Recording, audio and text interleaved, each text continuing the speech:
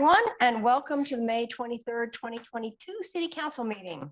Thank you for joining us in this hybrid in-person and virtual meeting format.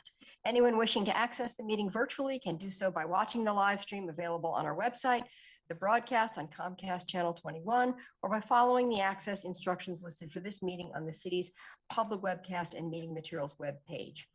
For those wishing to join us in person, our new council chambers are located on the first floor of the Lane Community College Mary's Building Downtown Center at 101 West 10th Avenue, which is just across the street from the downtown library. And I'm delighted to see a few people in the audience for the first time. Tonight's meeting will include a public forum. If you wish to speak and haven't already done so, please fill out a request to speak form available on our public webcast and meeting materials web page. Printed forms are also available at the entrance to the room. These requests to speak forms will be used to generate the random order of speakers and correctly enter speakers' names into the public record. For those joining the meeting by phone and unable to complete a request to speak form on the web, press *9 and the last 3 digits of your phone number will be added to the list. We will continue to accept requests to speak forms until 7:35. The meeting moderator will not accept requests to speak after the 7:35 deadline. Staff will show the order of speakers at the start of the public forum so speakers are able to see where they fall in the queue. Please note that screen sharing or displaying information during testimony is not allowed. Our intent is simply to be able to see each other's faces as testimony is given, and I encourage everyone to use this in a responsible way. Please note that speakers will have 2.5 minutes to speak, and the public forum will be limited to 90 minutes total. If the number of speakers approaches or exceeds the time we have allotted for the forum, we encourage you to consider abbreviating your remarks so that as many people as possible have a chance to be heard. As always, you can also contact any one of us individually or together via email or voicemail if there is testimony you are not able to provide or wish to get to us in a different manner. And finally, thank you all for your patience, for your interest in public policy as we discuss the issues of the day, and for your flexibility as we adapt to this ever-changing technology in-person hybrid situation. Now I'll formally open the meeting with a land acknowledgement. Since time immemorial, the Kalapuya people have been the indigenous stewards to our region, building dynamic communities, maintaining balance with wildlife, and enacting sustainable land practices. Following treaties between 1851 and 1855, Kalapuya people were dispossessed of their indigenous homeland by the United States government and forcibly removed to the Coast Reservation in Western Oregon. The city of Eugene is built within the traditional homelands known as the Kalapuya Ilihi. Kalapuya descendants are citizens of the Confederated Tribes of Grand Ronde Community of Oregon and the Confederated Tribes of the Siletz Indians of Oregon, and continue to make contributions in our communities here and across the lands. We acknowledge the inherent political sovereignty of the 9 federally recognized tribal nations in the state of Oregon and all American Indian, Alaska Native people who live here. And now, tonight, we will begin our meeting with a reciting of the Pledge of Allegiance in recognition of Memorial Day this coming weekend. We are joined by Alan Brown, a City of Eugene Park ambassador on the Urban Camping Response Team, who has proudly served the U.S. Army on the 101st Airborne for over 22 years. Alan will lead us in the pledge. Please stand with us if you are able.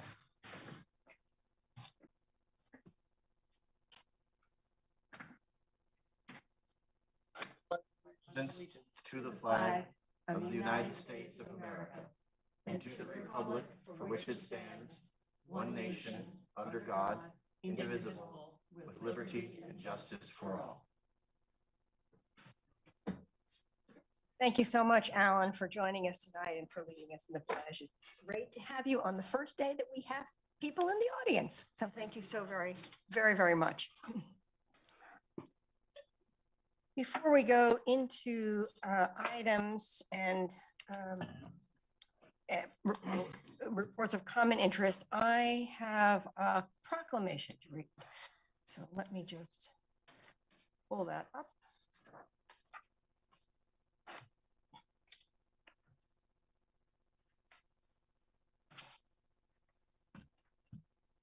Slowly. All right. This is a proclamation in recognition of National Gun Violence Awareness Day. Whereas this proclamation declares the first Friday in June to be National Gun Violence Awareness Day in the city of Eugene, to honor and remember all victims and survivors of gun violence, and to declare that we as a country must do more to reduce gun violence. Whereas every day, more than 110 Americans are killed by gun violence, alongside more than 200 who are shot and wounded. And on average, there are nearly 16,000 gun homicides every year.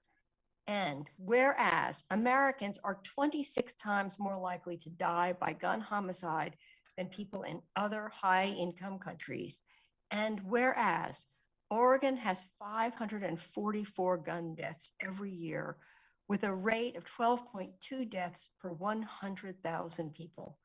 Oregon has the 33rd highest rate of gun deaths in the US. And whereas gun homicides and assaults are concentrated in cities with more than half of all firearm-related gun deaths in the nation occurring in 127 cities. And whereas cities across the nation, including Eugene, are working to end the senseless violence with evidence-based solutions. And whereas protecting public safety in the communities they serve is mayor's highest responsibility. And whereas support for the Second Amendment rights of law-abiding citizens goes hand in hand with keeping guns away from people with dangerous histories. And whereas gun violence prevention is more important than ever as the COVID-19 pandemic continues to exacerbate gun violence after more than 2 years of increased gun sales, increased calls to suicide and domestic violence hotlines, and an increase in city gun violence. And whereas in January 2013, Hadia Pendleton was tragically shot and killed at age 15. And on June 3rd, 2022, to recognize the 25th birthday of Hadia Pendleton, born June 2nd, 1997, people across the United States will recognize National Gun Violence Awareness Day and wear orange in tribute to Hadia Pendleton and other victims of gun violence and the loved ones of those victims. And whereas by wearing orange on June 3rd, 2022, Americans will raise awareness about gun violence and honor the lives of gun violence victims and survivors. And whereas we renew our commitment to reduce gun violence and pledge to do all we can to keep firearms out of the wrong hands and encourage responsible gun ownership to help keep our children safe. Now, therefore, I, Lucy Vinnis, Mayor of the City of Eugene, declare the first Friday in June, June 3rd, 2022, to be Gun Violence Awareness Month. I encourage all citizens to support their local communities' efforts to prevent the tragic effects of gun violence and to honor and value human lives, and call upon citizens to wear orange on the first Friday in June, because orange is a color that symbolizes the value of human life. And I will just note in following that Saturday, May 21st, was the anniversary of the Thurston shootings right here in our community, and that we were among one of the very first communities to have that level of violence in a school. So I ask you all to respect this month and wear orange a week from Friday. And with that, I have, I guess, one other note that I will comment on and then turn it over to my colleagues. And that is also to acknowledge that May is Asian American and Pacific Islander Month. And I don't have a formal proclamation. I will have the honor tomorrow of welcoming a delegation from the Korean National Credit Union, who are being hosted by the Northwest Community Credit Union, And as many of you know, we have a rich diversity of Asian Americans in our community, and we have a long history of connections. We've had a sister city in Korea since I should have brought the date with me, but it's been 40 years or so that we've had a sister city in Korea. We have a sister city in Japan. We have people in this community that come from many parts of Asia and the Pacific Islanders, and they are a very important part of our community. So don't have a proclamation, but hold a place in your hearts and your minds for the contributions that these wonderful members of our community bring to us. And then with that, I believe I am ready to turn it over to my colleagues for committee reports and items of interest. So I have Councilor Groves, and then Councilor Syret, and then Councilor Ye, and then Councilor Keating. Thank you, Mayor. I just want to thank Mr. Brown for leading us in the Pledge of Allegiance. Thank you for your service to our country. I know the airborne is not an easy duty. And I also want to thank you for your service to our community. This means a lot to me, and I think all of us. So thank you for being here tonight. Councilor Syret. Thank you, Mayor. So I just had a couple of things I wanted to raise up and bring to the city manager's attention. So maybe she can have staff follow up, and then I asking for an update on something specific. So we've received a few emails from folks having problems with RV campers on Wilson Street. I think, we're in that terrible situation of making people move around. And I think some of them have landed on Wilson Street, and we've received a couple of different emails about the impacts there. And same with the railroad property along the Ninkazi Wall, which is a chronic spot that we've had to clean up and enforce against several times. And there's a lot of criminal activity associated with that particular site, as well as the trash. And so we were talking at our earlier work session about the challenge with the railroad and our ability to hold them accountable for keeping their property clean, just like I'm required to at my home and the city is on our city property. So I just want to raise that up. And then I had asked the city manager and the head of public works earlier to provide us here at this meeting with a quick update on the plans for reopening Washington Jefferson Park. I've been getting questions from constituents. I have my own question every time I drive by it, of when I'm hoping for the summer, we'll be able to use it again as a park. Public Works Director is actually on the meeting and is prepared to answer that. Thank you. Good evening, Mayor and Council. Thank you, Councilor Syret, for that question regarding Washington Park. We're not getting sound from you, Matt.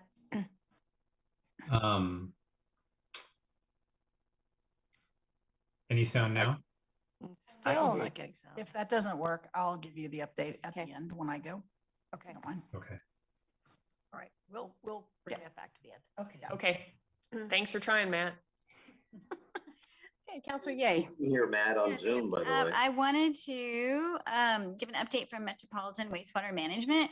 I know a lot of folks in the community are always curious about the Poplar Farm. So this year the commission set aside 2% of the logs for a small scale pilot project to have them milled. So we had approximately 70,000 board feet of wood milled by Urban Lumber. And we are going to be selling it through Bring. So people, both local, just the general public, but also local builders will be able to purchase that locally milled and grown poplar from Bring. I don't have an exact date of when it's going to go on sale, but when I get it, I will let folks know. And when you're out of Bring looking for things, you should keep your eyes out for it. That's great. Thank you. Councilor Keating. Thanks, Mayor. I want to express gratitude and deep appreciation to our partners at the Eugene Water Electric Board and the Mackenzie Watershed Council, members of the eWeb Source Water Protection Team, Mackenzie River Trust, the U.S. Forest Service, Willamette National Forest for their informative tour of the Mackenzie River on Friday. I joined Councilors Claire Syret and Emily Semple and City Manager Maderi and eWeb's 5 board of directors on a medicinal informative, inspiring, and even after the devastating loss upriver that we saw in 2021, Labor Day 2021, from the Holiday Farm Fire, a most uplifting educational river float. So thank you to Mr. Helfrich, excuse me, and Mr. Doug Caven, river guides extraordinaire as well. I can't wait for the opportunity to join you on the river. I also want to thank the team at Home Share Oregon for inviting Representative John Lively and yours truly to discuss a variety of home share needs and solutions for Oregonians. One remarkable stat that I walked away with: there are 1 million owner-occupied homes in Oregon who have a spare bedroom. 2%, if just 2% of those homeowners opened up their home to renters, that would mean 20,000 persons in our state could be securely housed. 1 million homes that are ready and willing to be. Finally, thank you to neighborhood associations, Southeast Neighbors, Sheena, and most recently the Amazon Neighbors, who hosted a picnic-style outdoor open house yesterday at Amazon Park. And Karis Stephenson in particular deserves kudos, but also all the participants who came out. We had a robust discussion about the work that's in front of us, about housing, and there were enthusiastic champions for council to take action in regards to housing who attended the open symposium in the park. Naturally, there was folks who had consternation and heartburn, a variety of issues, but I want to give a shout out to Eugene Heritage Rose Society, Emerald Valley Electric Vehicle Association, Ride in Arcimoto, Smart Trips Eugene, Fossil Free Eugene, the OSU Extension Service, Gardening, Food Preservation, and more for setting a booth and providing some information at this neighborhood block party. And a huge kudos and thanks to the folks at Amazon Neighborhood Association for hosting a great event and doing so safely and securely, and getting folks to enjoy the outdoors. Great days. Thank you so much. Councilor Zelenka. Thank you, Mayor. Can you hear me? Just barely. Okay, I'll speak up as much as I can. I wanted to thank the mayor for the Gun Violence Proclamation. Gun violence is, in particular, a personal issue for me, having had one of my best friends murdered by his father-in-law with a handgun. It's something that I hope nobody has to go through, but I know thousands and thousands of people a year go through it. I've also grown so disillusioned that we even to solve this, much less reduce the problem of mass shootings that seem to be happening on a daily basis. I don't know what's going to take to get us to the point where we can start to resolve this issue, but we definitely need to do something about it. On a more upbeat note, it was a good day for government the other day, yesterday, I think, when the Biden administration federal government was able to bring critically needed baby formula to panicked parents after a massive and tragic blow it in the private sector. That's the clear role for government when they can come into and deal with those marketplace failures. And I applaud the Biden administration for helping out in that hopefully not tragic of an event. Thank you. Councilor Evans. Thank you, Mayor. I appreciate the statement on gun violence. I take to heart the comments of Councilor Zelenka, but quite frankly, I'm really sick of us making statements after these things happen and not addressing the core issue, which is a lack of mental health in this country. I have family in Buffalo. My cousin lived 10 minutes away from that store. And he was getting ready to get in his car and go shopping before he heard gunshots last Saturday. I talked to him yesterday, and he told me, he said, Greg, I'm afraid to come out of my house. I don't know what's going to happen to me. And the young man that committed this crime was mentally ill, and he had extensive time to plan this crime in the comfort of his parents' suburban home after his father gave him the weapon that he committed the crime with, and gathered other weapons because he had no intention of stopping there. We need to have some kind of way of investing in our mental health system in this country and in this community.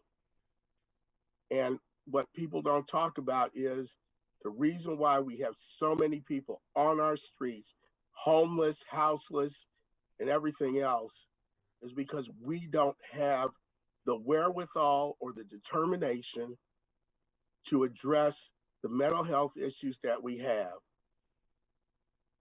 And these things are going to continue to happen, and they're not going to stop until we wrap our heads around the fact that people need treatment and they need help, and they don't need to be treated like they're garbage.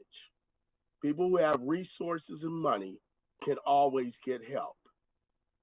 The problem is that most people don't have the money and don't have the resources to get that help. If somebody had paid attention to that kid before this went down, maybe this wouldn't have happened. But nobody took it seriously. Nobody took him seriously. And now we have 13 people that were shot, 10 of which have died. And I want to tell you, that was Buffalo. But as the mayor pointed out, that happened back in 1998 here in Thurston. And if we're not careful, it will continue to happen again. And unfortunately, God,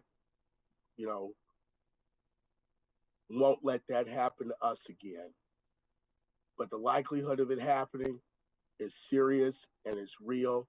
And until we take this seriously, it will happen again and again.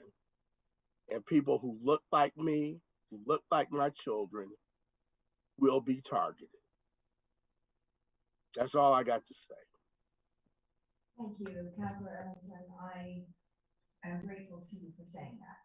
And important words from you all. We, as mental health issues, we are on mental health and access to guns together. With their lethal combination. Thank you for your words. And with that, I believe City Manager has a report from answer to the first question. Thank you. I also wanted to be in the queue. I just wanted to say thank you to you, Councilor Evans, and to you, Councilor Zelenka, for those very personal stories. It's hard to follow that. Also, thank you to Alan. So coming back, it's so glad to see you here tonight. I love it when our employees come and or just here and do the pledge. And Alan has been an incredible rock star for us, fan favorite, and very instrumental in why WJ was as successful as it was for as long. So good that he's here. So we're, in terms of the restoration of Washington Jefferson, we're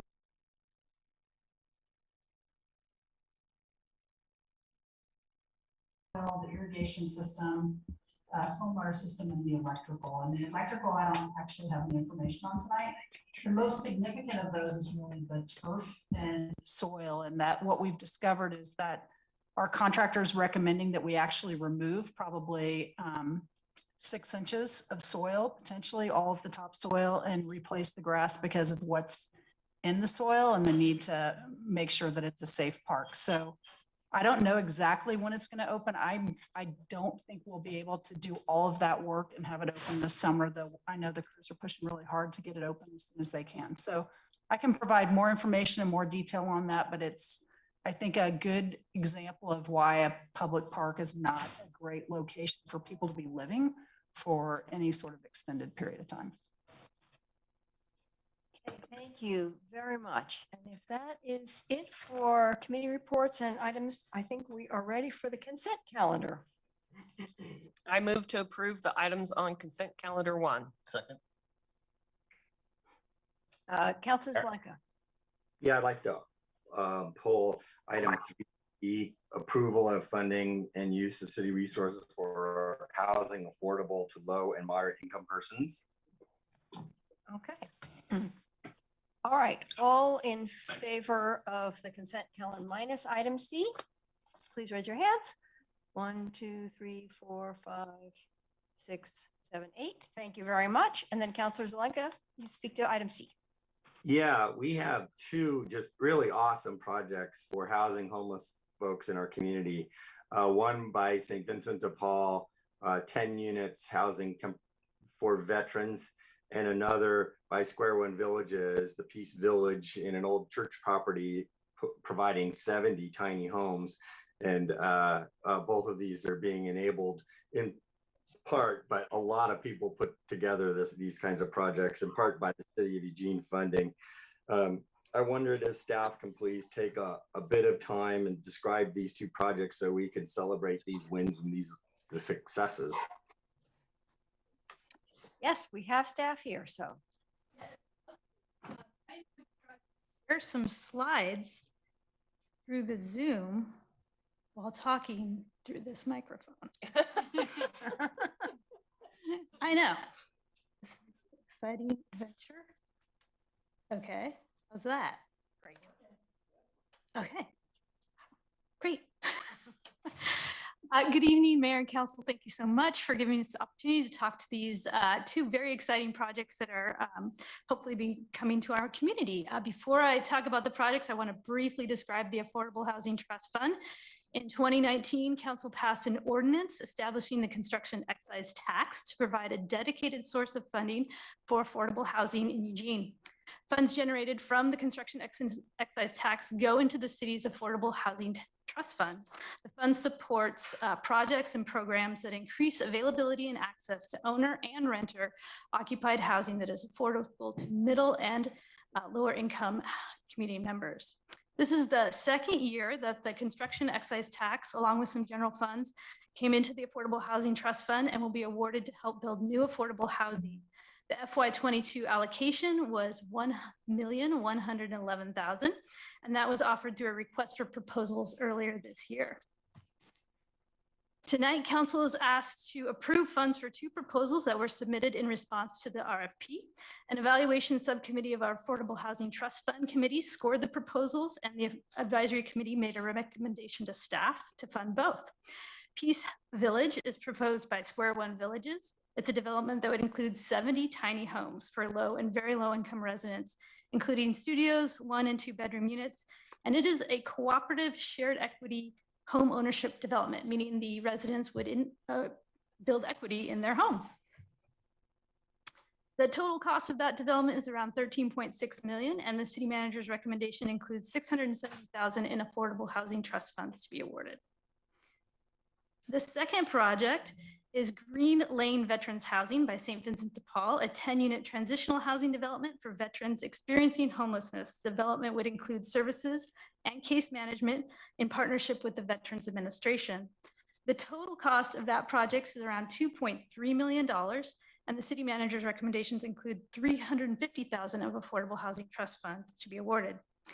In terms of the goals outlined in our housing implementation pipeline, together these projects would add 70 homeownership units toward our 100-unit HIP goal and 10 rental units toward our 222 rental unit goal.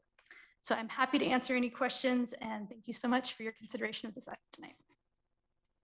Thank you so much for joining us with that presentation. I don't know if there are questions or comments on that, but if Mayor. not, yes, Councilor Zelenka. Yeah, one comment, one question. This $1.1 million has helped create these great projects.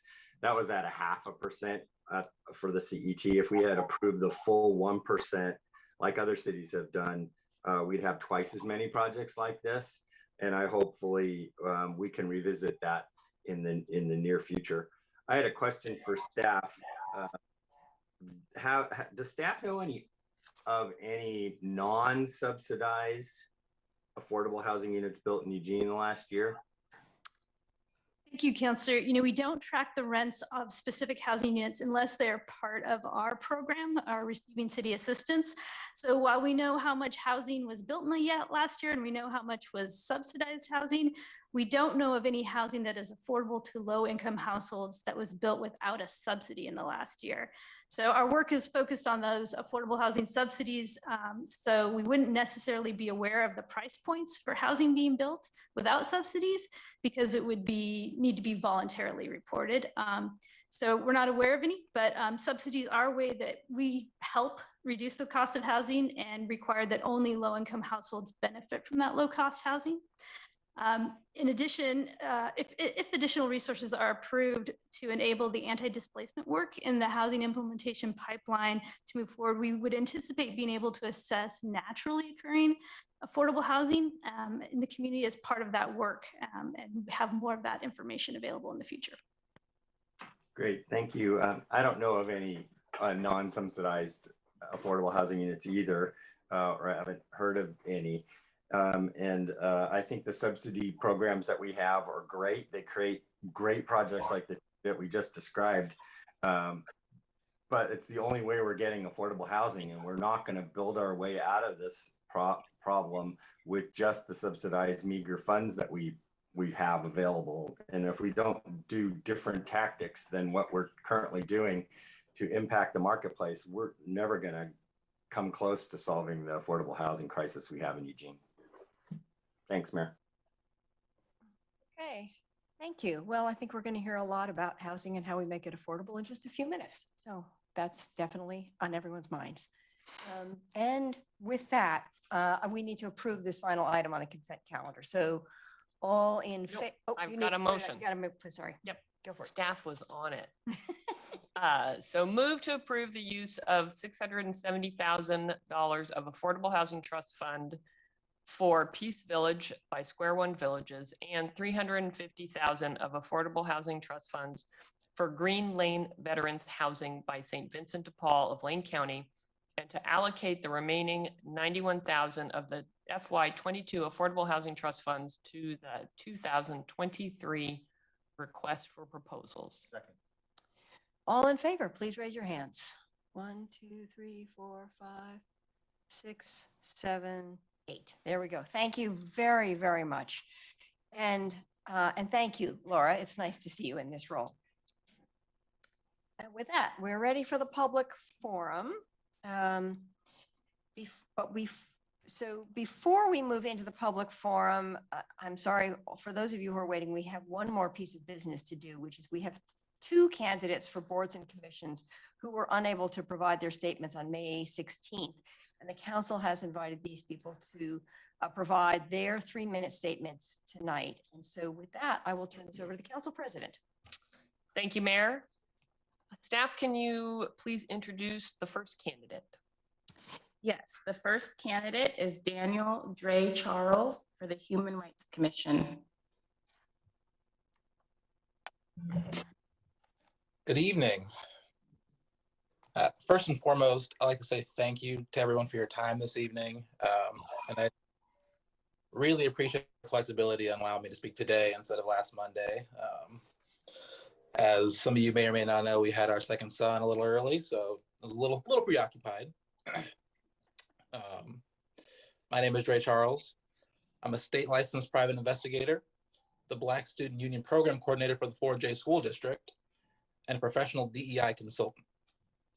But besides my name and professional titles and the fact that I'm a Black man living in Eugene, who am I? And what can I bring to this committee to help in its goal of serving our community? So I've kind of sat and pondered this quite a bit. Like, how can I best encapsulate myself in 3 minutes or less? Do I discuss with you that I'm a parent of the 2 beautiful Black boys? Do I discuss the difficulties I've experienced myself navigating predominantly white spaces as a Black professional? Do I tell you about the fact that 5 years ago, I founded and continue to manage a nonprofit organization that provides professional development and organizational opportunity for young BIPOC adults statewide? Or kind of touch on my role in 4J, advocating for and trying to improve the outcomes of our minoritized students and the race-related struggles these students and our staff are experiencing daily. The truth is, there is no one thing that I'm doing that I can discuss here with you this evening that truly allows you to understand the depth of who I am as a person or as a professional. So instead, I wanted to spend some time explaining the why. Why do I want to be one of the next human rights commissioners for the city of Eugene? Growing up, I've experienced numerous hardships and challenges: racism, homelessness, disabilities, single parent households, abuse. Unfortunately, the list goes on and on. But through those hardships, I made a promise to myself. I swore that I would do everything in my power to help make sure others won't share those same stories and experiences. I promised to help improve the circumstances of my community, and that my life's work would continue to help uplift and empower other Black and brown individuals, just like others had done for me in the past. I want to help build a world where my kids and other Black and brown children have the opportunity and resources to write their own stories and carve their own paths and truly pursue happiness. So you asked, why does he want to be on this commission? My answer is simple. I do it for them. I'm doing it for me. I'm doing it for every Black and brown and marginalized individual in this community. I'm here to continue to fulfill that promise I made to myself. And I'm going to continue to dedicate myself to making those ideals a reality for all. So I'm here hoping that this city council and this commission are going to join me in my journey. Thank you. Thank you. And staff, can we have our second candidate? Yes, Counselor. Next is Elliot Benson for the Civilian Review Board.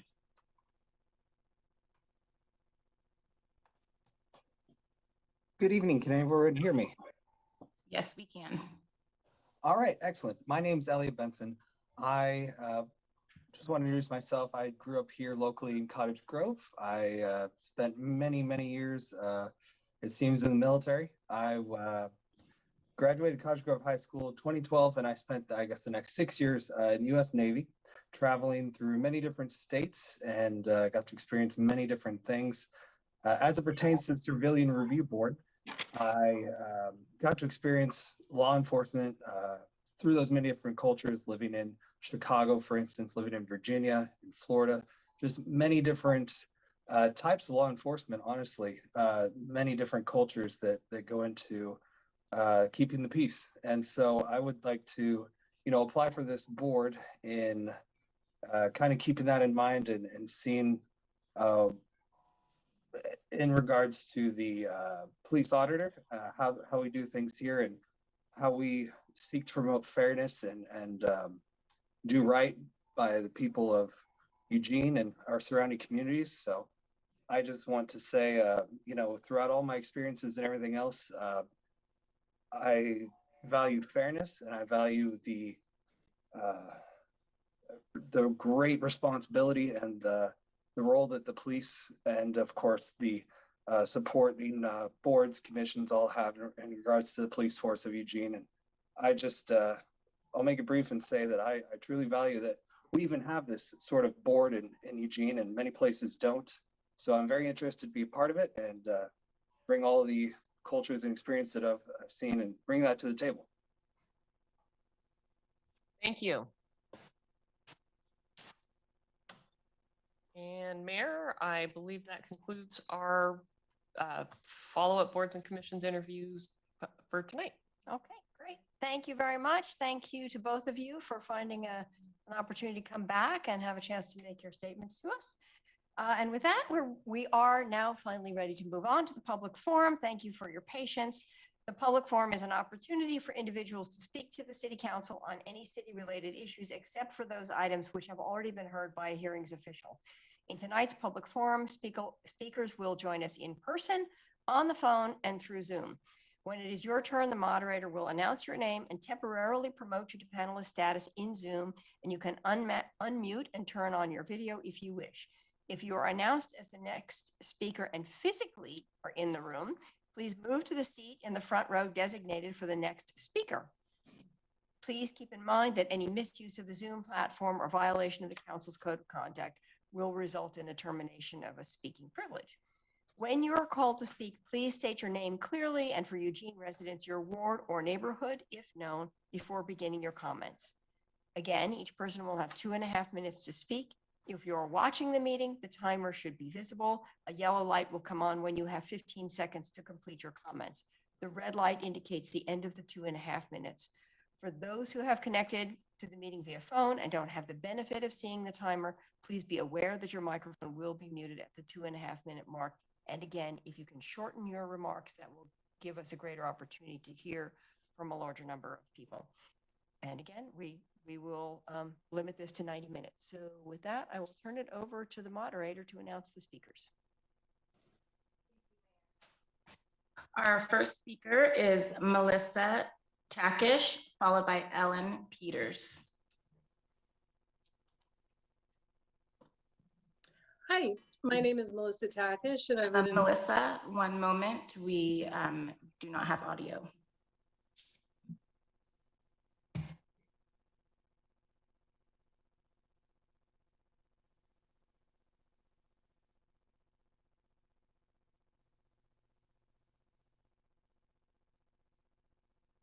Okay, Melissa, go ahead and try again, please.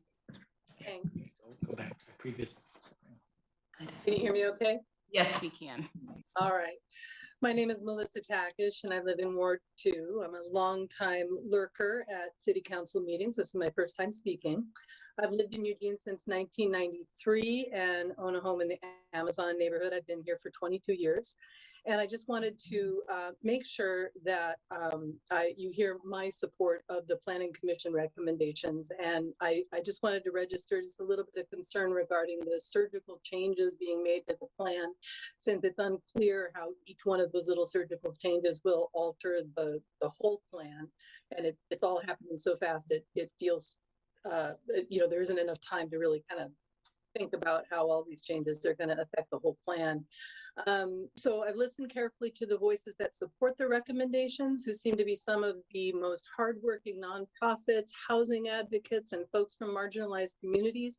And I've listened to the voices that oppose the recommendations, who seem to be folks who already enjoy the privilege of living in this beautiful community and having a cozy home to live in. So I just want to mention that, and our crisis is kind of now. If we choose to sort of wait and think about something, a perfect plan for later, I think that we have a lot of really good information and need to act. I really care deeply about protecting our surrounding farmlands and wilderness areas here in the Willamette Valley, and to be able to do that, we as humans need to live closer together. And so if someone wants to build a 3-story building next to my backyard, that's okay, but they are going to see a naked old lady gardening out there. So if they put windows there, that's their own fault. But we are going to have to live closer together. So these are complicated issues, and I don't have a degree in public planning or policy, but I trust those people who have devoted their lives to getting that higher education to be able to help us make these decisions. We hired them, and I want to believe that they are working in the direction that our city says that we want to get into. So thank you. Thank you, Melissa. Next is Ellen Peters, followed by Ted Koopman. Good evening. My name is Ellen Peters. My husband and I live in Ward 3. Our city councilor is Alan Zelenka. I first wanted to say just how appreciative I am for the service that each of you provide to our Eugene community. It's tremendous. Other people, I think, are probably going to speak out today on the HB 2001 code amendments and how poor the public information and engagement process has been. I'm going to stick instead today, though, to the issue of short-term rentals. I live on a short block between Harris and Kincaid that has 9 houses. In the past few months, 2 of them have actually been turned into full-time short-term rentals. The house next door to me, and then a house across the street from it. Up until recently, Phil, who's a single dad, and his preteen daughter, Iris, lived next door in one unit. Bobby Joe, a single woman, lived in a second unit at that same address. These Eugene residents were forced to move out for an Airbnb that now has a rotating door in the midst of our quiet family street. And we miss our neighbors. The house across the street housed another couple who is renting along with their young children. They're also now gone, and they're being replaced with another full-time Airbnb. Between just these two addresses on my short block, at least 4 units have been taken off of the Eugene rental market in our South University area. A third house, this house is next door to us on the other side, is now up for sale and is being actively marketed for its potential as yet another Airbnb. It has either 2 or 3 separate dwelling units, and I hope they are not also taken out of the Eugene rental market, but we'll find out. If City Council wants to solve the affordable housing problem, I ask that you address short-term rentals as soon as possible, because this important issue is already beginning to impact our community. Thank you very much for your time. I appreciate it. Thank you, Ellen. Next is Ted Koopman, followed by Jerry Menuhan.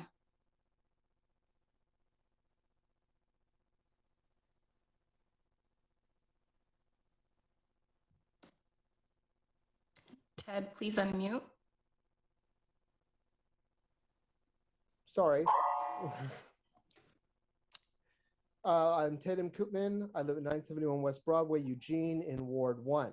If there had been good public process, council would not be here at the end trying to negotiate obvious concerns that could have been handled well before the plan was submitted. That is a goal of good public process.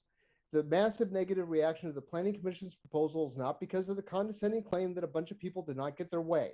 It's because 90% of the public process was before anyone saw the plan. And once people saw it, a majority opposed it. Not one item in the Planning Commission's proposal was changed based on stated public concerns. This is not because of perfection, but of a serial unwillingness to consider critical public feedback. While many people may want carbon reduction, how many would endorse a fee on all fossil fuel vehicles? Tesla owners, sure. Poor people with older cars, likely not. Details on how we get to your goals matter, and that is why we need to discuss them. Considering this, council should take the time to thoroughly consider public input. The council can meet the state deadline by scheduling a final vote at a work session on Wednesday, June 1st.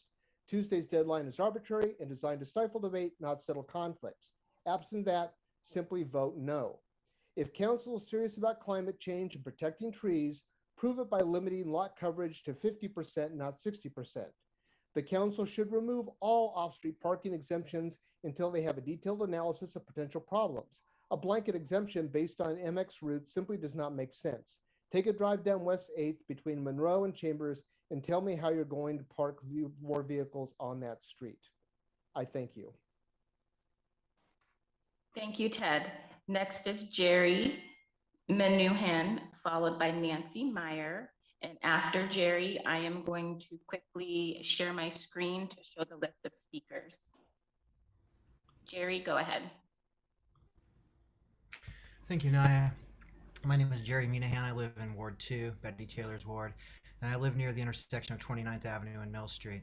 If you're tired of seeing my face in front of you, that's about half as tired as I am of missing out on my kids' evening reading time to have to try and talk some sense into you around HB 2001.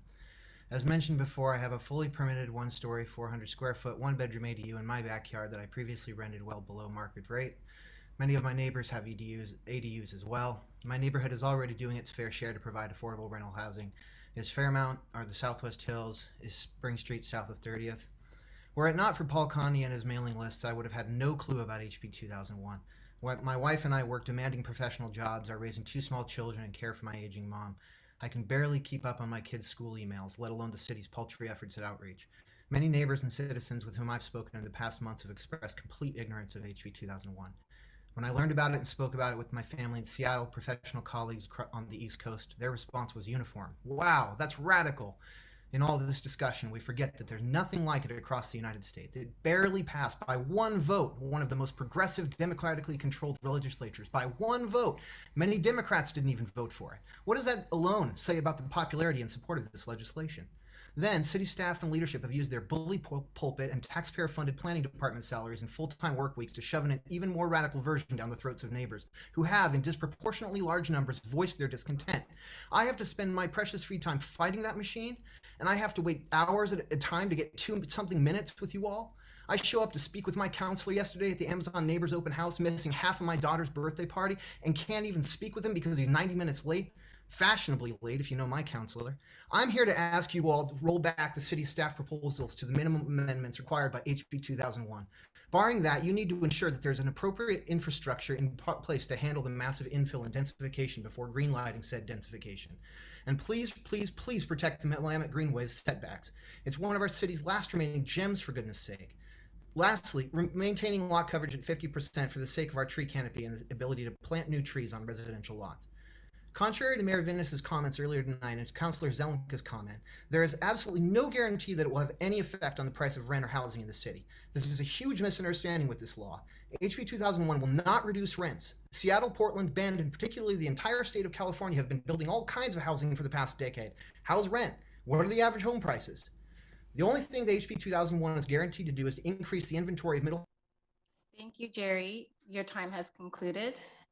And next will be Nancy Meyer, followed by Harry Singer. But I'm going to share my screen quickly just to show the list of speakers. And we are going to make a slight adjustment.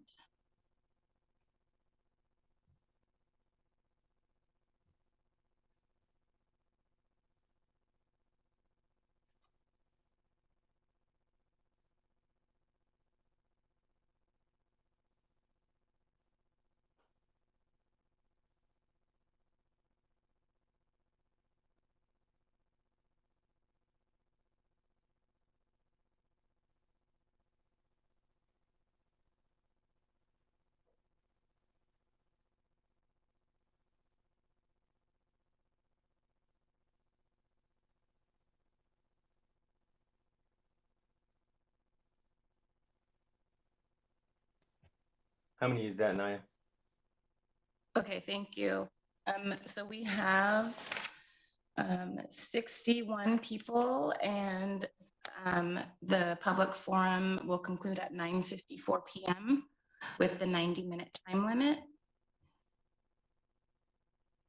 So next will be Nancy Meyer, followed by Harry Sanger, and it looks like we have a Nancy Yaman, so I'm gonna promote Nancy Yaman, and please confirm if you signed up as Nancy Meyer.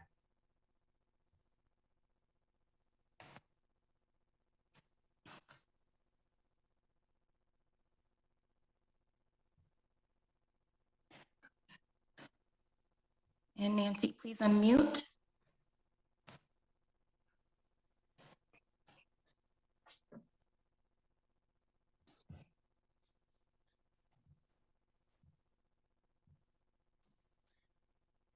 Can you hear me? I'm Nancy Yaman, but there is another Nancy Meyer. It's a different person. Okay. So I'm going to actually move you back over to attendee, and we're going to move to Harry Sanger.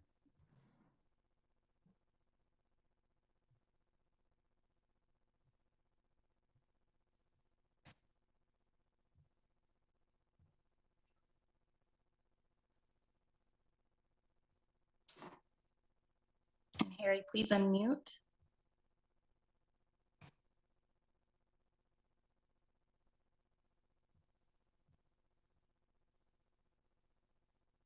Harry, please unmute. Thank you, City Council, Mayor Vinnis, and city staff for the opportunity to speak tonight. Councilor Keating mentioned homeowners opening a room for rent could help alleviate some of our housing burden. This is true, but unfortunately, due to ordinances and protections that increasingly favor tenants over micro landlords, many would-be homeowners don't want to take on the potential headache of an unwanted tenant who won't leave and abuses the law to terrorize the homeowner. This has happened to my own family and is the double-edged sword of well-intentioned governance. The unforeseen consequences are a reason it's important that we respect a diversity of viewpoints in our community. Most of us across the board want similar outcomes, but we have different visions for how to reach those outcomes. So here we are a week from Election Day, and many outcomes are unknown. This is an unfortunate breakdown in our state's election system that needs to be addressed, although that goes beyond the jurisdictions of our fair city. Congratulations to the councilors who won re-election. Running a city like Eugene is no easy task, and I appreciate the dedication of our councilors and mayor. One takeaway I had from this primary is the developing grassroots support on both sides of the political spectrum. I feel like both parties' grassroots movements have more in common across the board than they do with large corporate interests, and nowhere has this been more historically true than in Eugene. We need to move away from labels like anti-vaxxer or NIMBY that are meant to degrade those with differing opinions. This bullying pits us against each other, inhibiting robust solutions to the myriad of complex problems facing our community. I'm encouraged by the community support that has coalesced around middle housing code amendments. Despite sincere efforts from the city staff to make this an inclusive process, the common theme is that not enough voices were heard from and incorporated into this conversation. Now that we know of this concern, I think it is important that we look closely at the proposed amendments and consider minimizing changes to existing code until repercussions from the state mandated model code can be assessed. I do appreciate the 2 adjustments council voted on in regards to maximum height and transit-oriented incentives, but feel Willamette Greenway protections are lacking, particularly in the River Road neighborhood. The last thing we need to do is rush into changes that will forever alter our urban landscape as dictated by outsiders in Salem and not by local experts with a vested interest in our community. It is essential that we continue having these conversations without name-calling and pigeonholing those who likely want similar results. In this case, providing needed housing, but may have different vision for how to achieve those results. In order for our community to be heard, we all need to listen. Thank you for the time today and the work that you put in to make Eugene a great city. Thank you, Harry. Next is Mimi Stewart, followed by William Smith.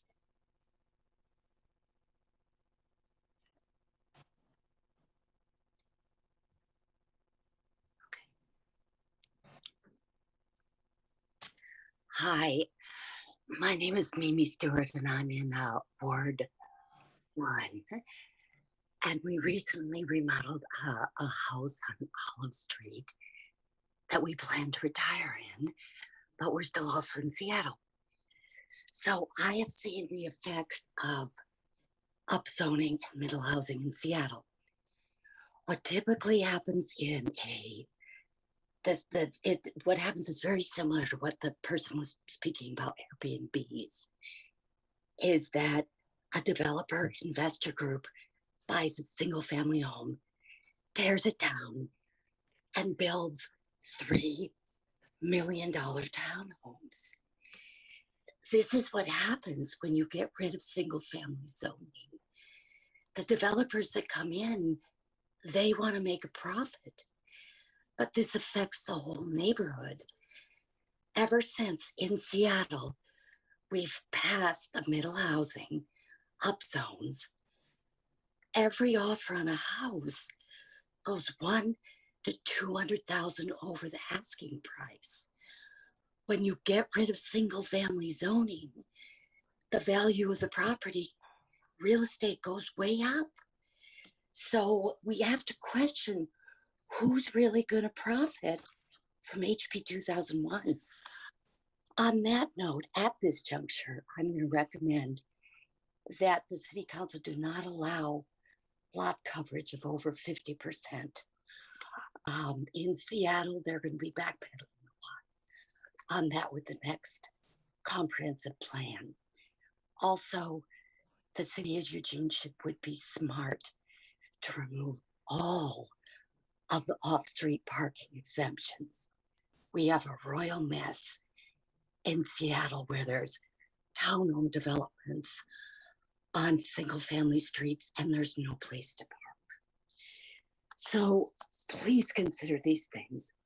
Please consider that we should be greening our cities in preparation for climate change instead of paving them over. Thank you very much for listening and for your public service.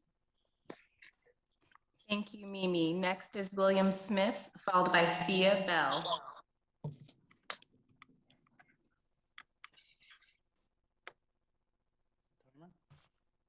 Where's the timer? I'd like to be able to see a timer. Oh, way over there. Okay. hard to see. All right. Green light. Thank you. Councilors, mayor, staff, the attorney, city manager,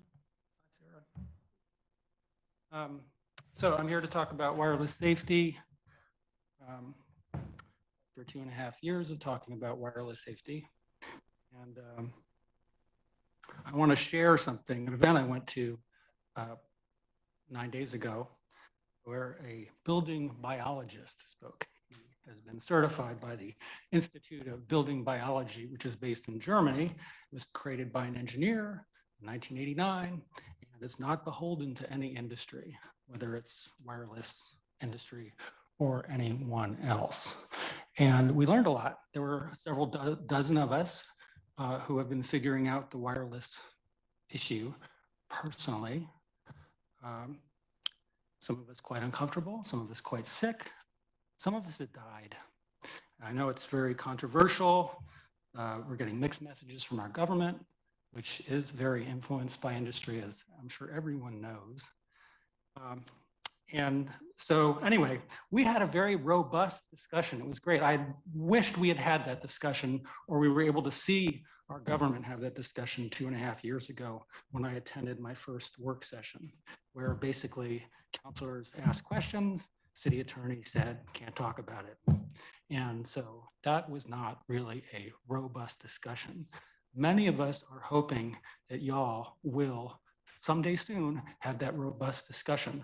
Some people don't want to wait because their lives are on the line. And so one other thing that happened at this event, which I noticed, was a petition got started, or actually it had already been started, but it was a woman who's very sick from a nearby tower, has already been going door to door with her to her neighbors, showing them a map of the symptoms, a lot of which look very flu-like. Think about that. And they're sorting it out. And this petition has been brought to attorneys, apparently, and there has been some discussion of a class action lawsuit. I'm not going to go near this because I don't believe I believe the court system is set up for win-lose, where positions get hardened and people stop listening. And so anyway, I wanted to give you a heads up. Please don't wait till a lawsuit. I would find out who these people are. Thank you, William. Next is Thea Bell, followed by Joshua Korn.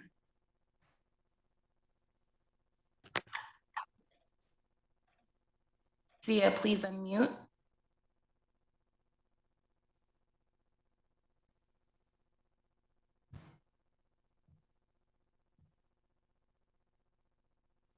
Thea, please unmute.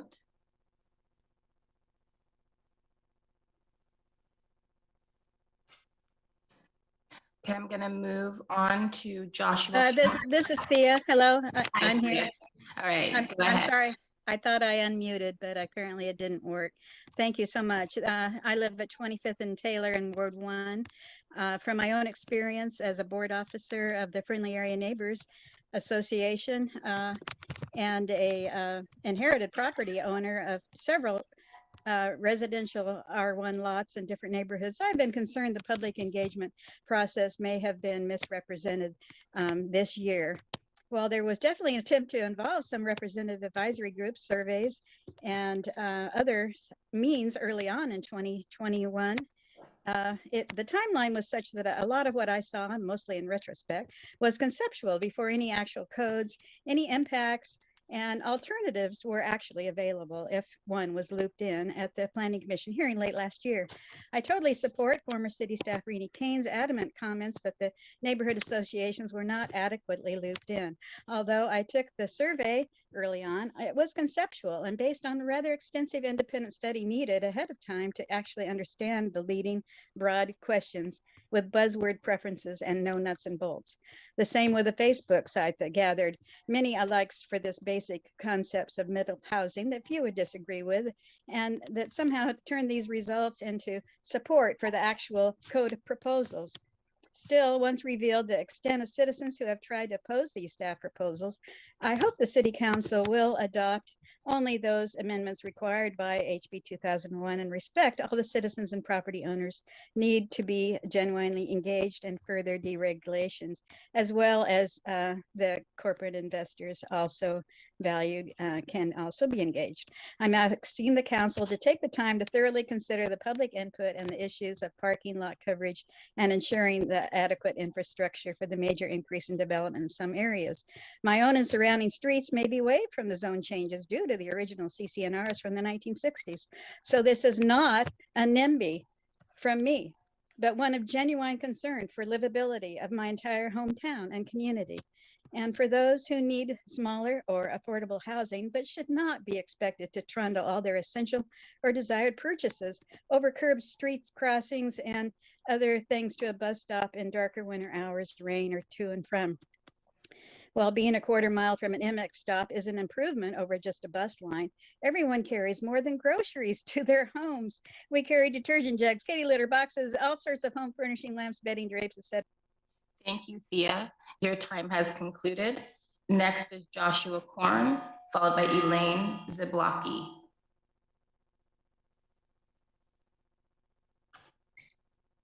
Oh.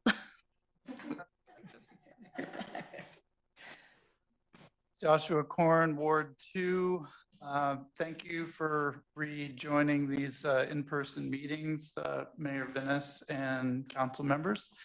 It is my sincere belief that a majority of government corruption stems from public servants overstepping their authority and acting in violation or outside of both state and U.S. constitutions, and you know, to which that you all have sworn your oath of office. So I ask you, is this an act of treason? And the reason I ask you this is there's some rumors circulating that that there's a coalition of mayors, and maybe you've heard about this, that is attempting or acting and engaging in some sort of agreement with the World Health Organization for future pandemics. And I want to remind you that there exists no treaty that's been ratified by Congress between the United States and the World Health Organization in regards to how the how you may react to future pandemics. And so any agreement that you may engage in regarding the World Health Organization then is in violation to your oath of office, in violation of the United States Constitution, as well as the Constitution of the state of Oregon. So this is just a reminder, just wanted to put that on notice and let you know about that, because that's very important.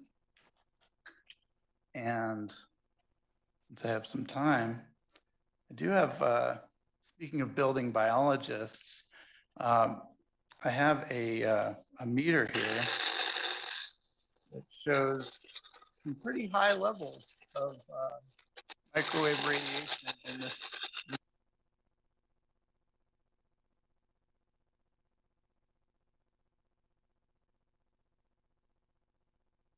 Next is Elaine Zablocki, followed by Karin Knudsen. Elaine, please unmute. Thank you. I don't see my image. Whatever. Can you see me? Can you hear me? We can hear you. If you want to start your video, there should be a little camera icon at the bottom of your screen. Thank you. I'm not I'm not very technologically sophisticated.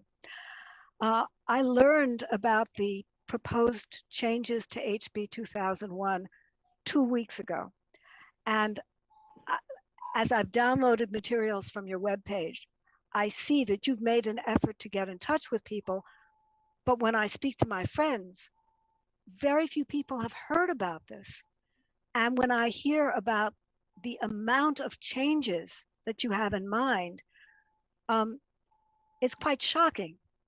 I bought my house in the years 2000, and I looked, and I was fortunate enough to find a house that I could afford that was not in great repair, but I had a big sunny backyard. And a big part of my life is growing. I have fresh food in my backyard every month of the year. I grow starts for people. I give away seeds to people. If someone builds a duplex or a fourplex on my southern boundary, I won't be able to garden anymore. You need sunshine to grow food. And I want to recommend to everybody, since I'm talking to you, growing food in your backyard is a wonder. We're talking about green cities, about climate resilience. Having a good source of healthy food close by, I think, is a contribution to a more resilient future. One of the early speakers said that she didn't mind if anyone built on her property line and they could look down on a naked person gardening. But if someone builds a tall house on her southern boundary, it will be very difficult to grow food without sunshine. I do think these plans have been cobbled together very quickly. And like other speakers, I'd like to request a longer period for open-ended discussion where we listen to each other, where we acknowledge that different viewpoints all have something to contribute. And growing food in the backyard is mine. Thank you, Elaine. Next is Karen Knudsen, followed by Barbara Gleason. Good evening, Mayor and Councilors. My name is Karen Knudsen. I am an architect and the founding director of Better Housing Together, which is a housing advocacy organization based here in Eugene and working in Lane County. Our mission is to work collaboratively to increase housing affordability, diversity, and supply. And so, as you can imagine, for the last 5 years, our advocacy around the importance of middle housing and filling in some critical gaps in the housing supply that we have locally, the diversity of that supply, the affordability of that supply, has been very consistent. As you all know, in the scheduling of this evening's forum, there are many other people, many other organizations that are busy tonight with different events, both here and in town, some major events. And in thinking about that, I've had a chance to reach out to some of Better Housing Together's partners this evening to ask some questions about process, some questions about the outcomes, and also to discuss what they would want conveyed here tonight. And so I'll just add that looking at our process and the outcomes from that process, there's a lot of appreciation for this council's work and the staff's work and the city's work to center equity and to really focus on bringing voices that we do not typically hear from into this planning process, and to doing our very best to craft locally responsive code that addresses the unique profile of the housing crisis we face in Eugene. We have many different reasons to do this work. It does not come simply because, those reasons don't come simply because of a state law. We do have the requirement to meet that law, but we know that single family only zoning is an outcome of an intentionally discriminatory and racist process of zoning our communities and the majority of our residential lands for really only one part of our community. That's a reason to change. We know that we need more energy efficient and climate responsive housing desperately. That's another reason to change. We know that we need smaller housing units that meet the needs of small households, couples, individuals, families without children at home. That's another reason to change. And we know that we desperately need new ownership housing opportunity and new rental housing opportunity. Our rental vacancy in this community is now 1.5 the distinction of being the worst on the West Coast. We have the highest instance of homelessness per capita, which is directly related to the unaffordability and cost of our.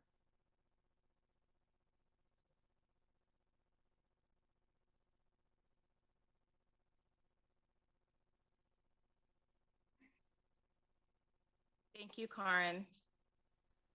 So it looks like Barbara Gleason is not in attendance. So next will be Judy Clark, followed by Linda Kelly.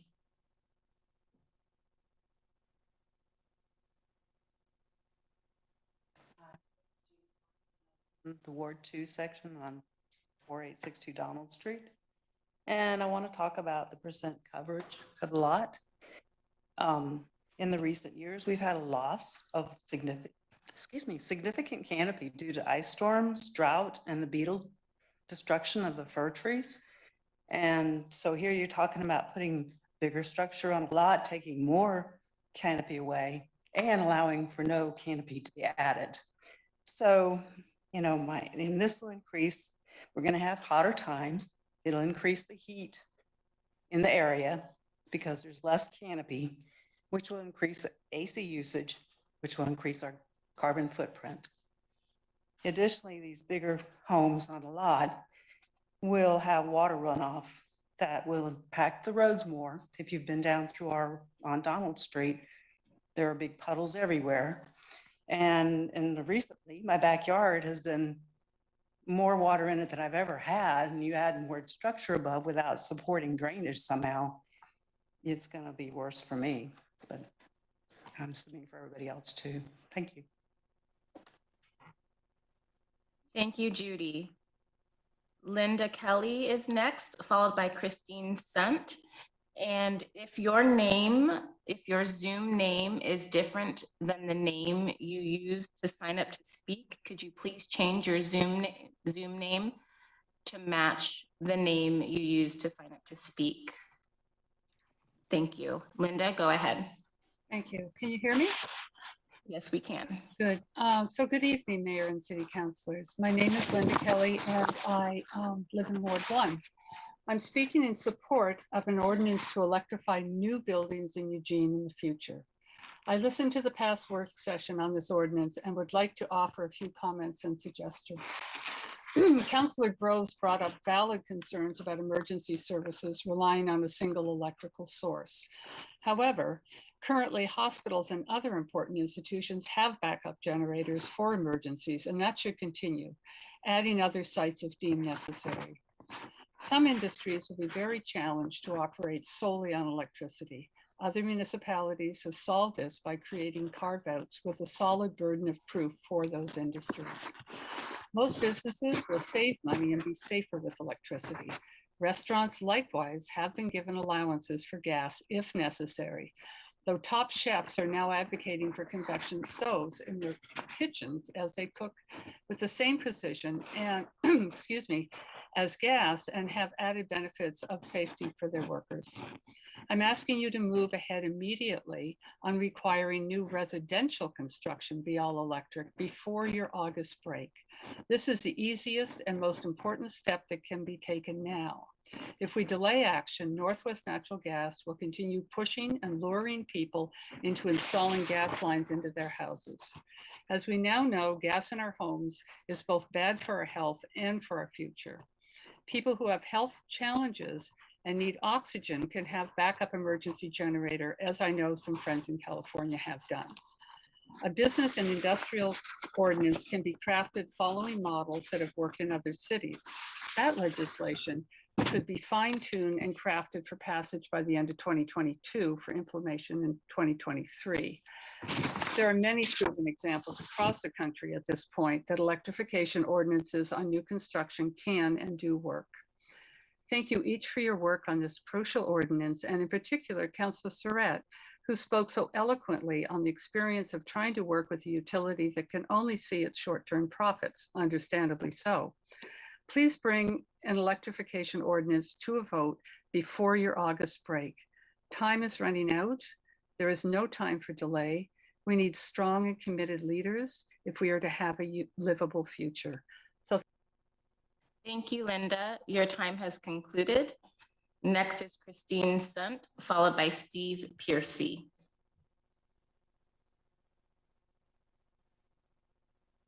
And Christine, please unmute.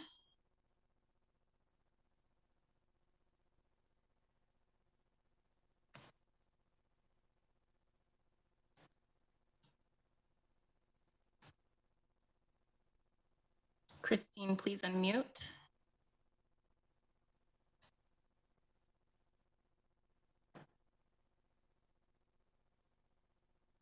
Okay, I'm going to move on to Steve Piercy. And Christine, I will come back to you.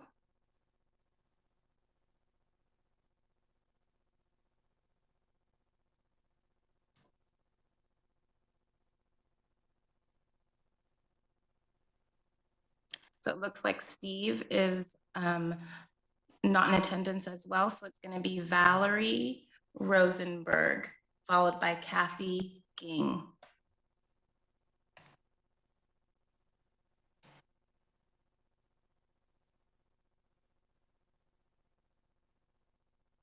Valerie, please unmute.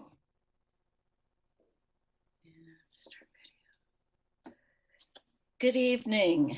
My name is Valerie Rosenberg, and I'm a resident of Ward 3. First, I want to thank Mayor Venice, the City Council, and the City Manager for giving me the opportunity to give testimony on the issue of electric power for the City of Eugene. Thank you for your votes thus far on motions which will help transition our community to clean electricity and away from fossil fuel. I have been an Oregon resident for almost 60 years and in Eugene for about 15. My husband and I have worked in the Willamette Valley almost our entire careers and have raised children here. We've always been proud that we lived in a state that valued a clean environment and thoughtful public stewardship of our state. Our children are grown now and continue to share these same values, but in many ways feel powerless over their futures. They are making important life decisions, such as whether or not to have children, based on their fears of what will happen with climate change. We know that fossil fuels in our homes and in commercial and industrial buildings are a major contributor to climate change and are dangerous to our health. However, remediation is not happening quickly enough. Corporate interests continue to put profits over people, our communities, our planet, and our future. The citizens of Eugene need you, our City Council, to vote to direct staff to draft ordinance language as soon as possible, mandating all electric new construction for residential, commercial, and industrial buildings by 2023, including an infeasibility waiver to one adopted by Sacramento to allow limited exemptions. Thank you all for listening to my concerns. Thank you, Valerie. So Kathy Ging is also not in attendance, so we're going to move to Paul Conti. Oh, I see Kathy. I'm sorry, my list was in alphabetical order and it looks like it moved. So Kathy Ging will be next.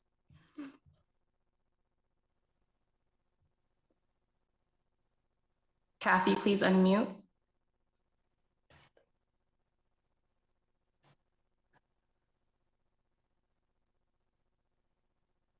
Kathy, please unmute.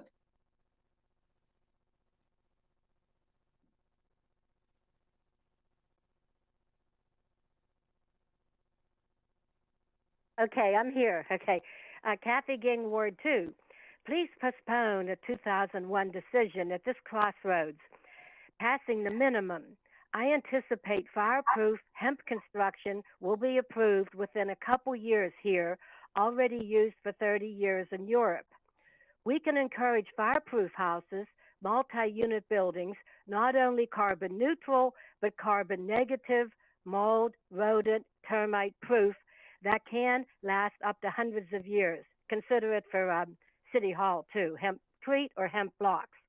I attended 8 national and international hemp housing seminars since Blue River burned down. Kathy Ging Facebook page for what I learned.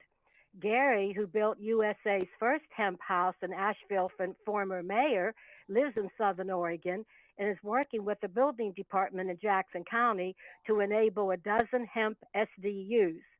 Another big reason we should wait, not build more fire-prone houses. State Farm will not even insure tiny houses, I found out last week. Most hemp houses do use some wood, by the way, so we're not putting wood products out of business. I also want to protect solar access. Keep the 50% lot current rule. Read liberatedsour.com, an essay not a business, but a year-round garden any can grow early spring to late winter for 100 plus veggies that can grow in our mild climate west of the Cascades without protective coverings. I discovered this in the last 40 years. John Fisher, then 80s weatherman for KEZI, filmed my garden the day before winter solstice. I'm going to give the ski report, but first, the garden report, he exclaimed, munching greens from my garden. Told me this influenced his interest and teaching material to educate folks for years about extended season gardening.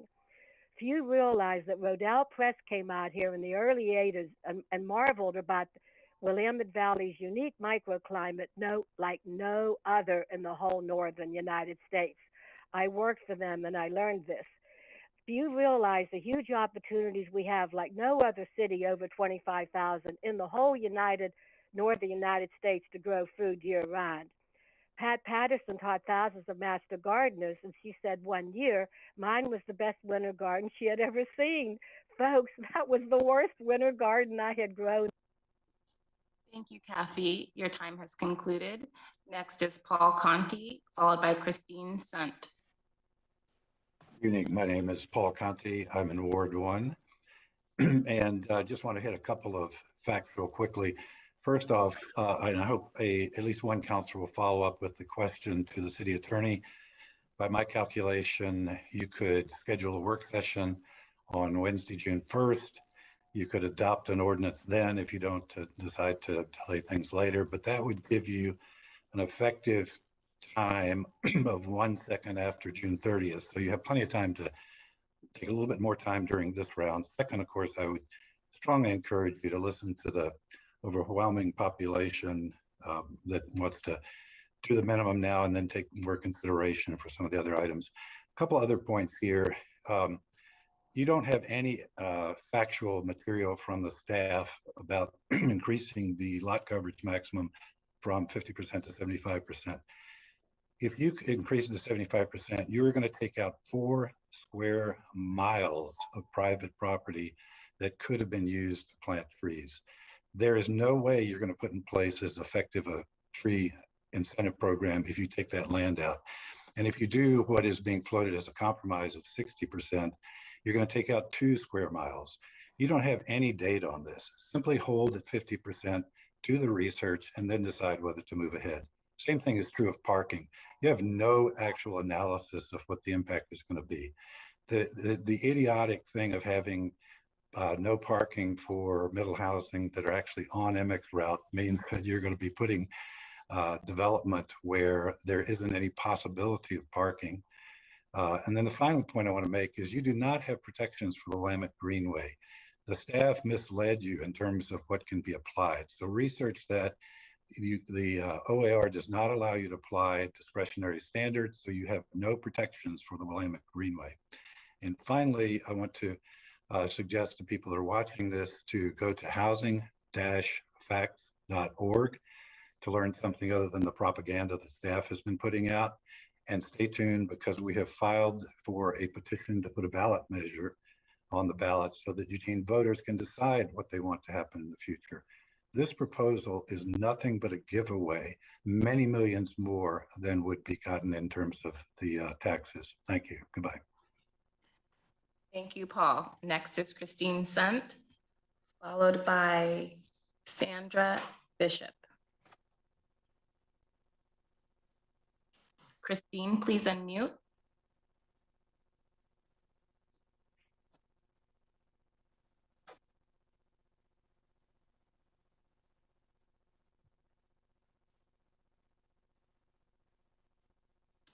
So Christine, I think you might be having some audio. I just moved Richard over if you want to speak from his device. Hello? Hi, Christine. Can you hear me? Yes, we can. Okay, I'll present. As a resident of South Eugene, Ward 2 since 1984, I support fixing Eugene's version of House Bill 2001 to make it a workable and equitable plan, reflecting the viewpoints of local voters, not outside investors. Here are some key points. Defend our tree canopy. This means preserving 50% of open space on a buildable lot. Trees and vegetation make the environment cleaner, cooler, and healthier for all of us.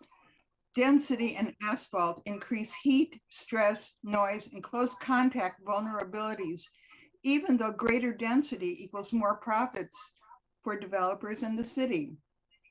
Support parking for renters who live on or near busy streets rather than assuming they don't need cars. LTD service at night and weekends is pathetic in most parts of the city, including my area. Night workers are often low-paid employees who also struggle to pay rent.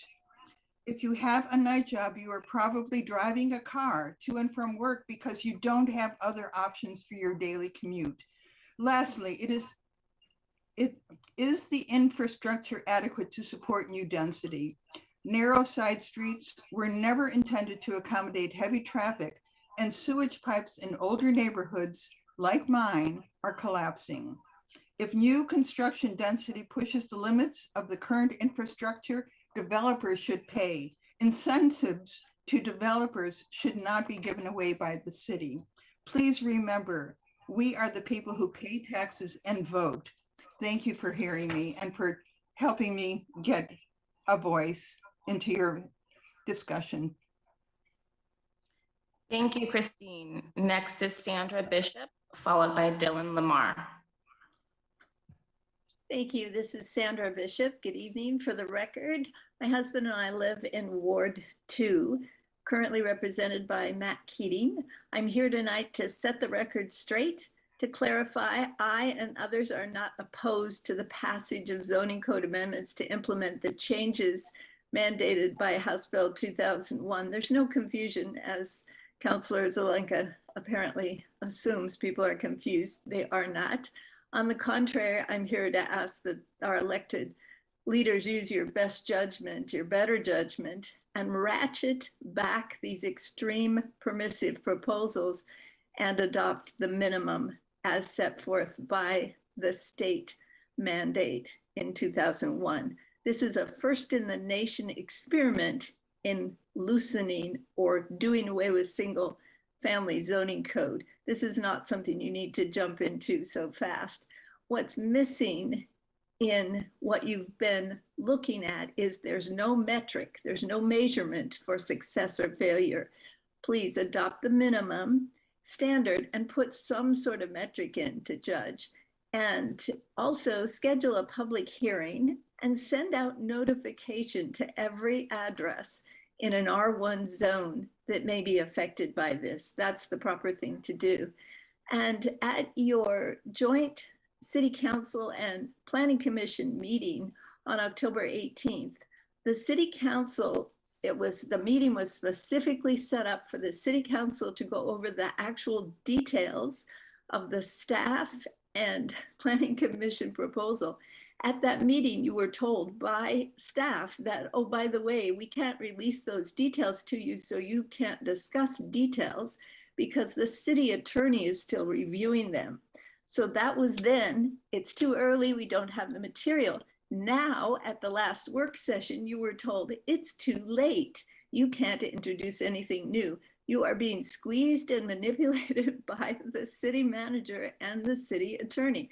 There is no reason that you can't delay and continue to deliberate and put the minimum standards in place. Thank you. Thank you, Sandra. Next is Dylan Lamar, followed by Joyce Eaton.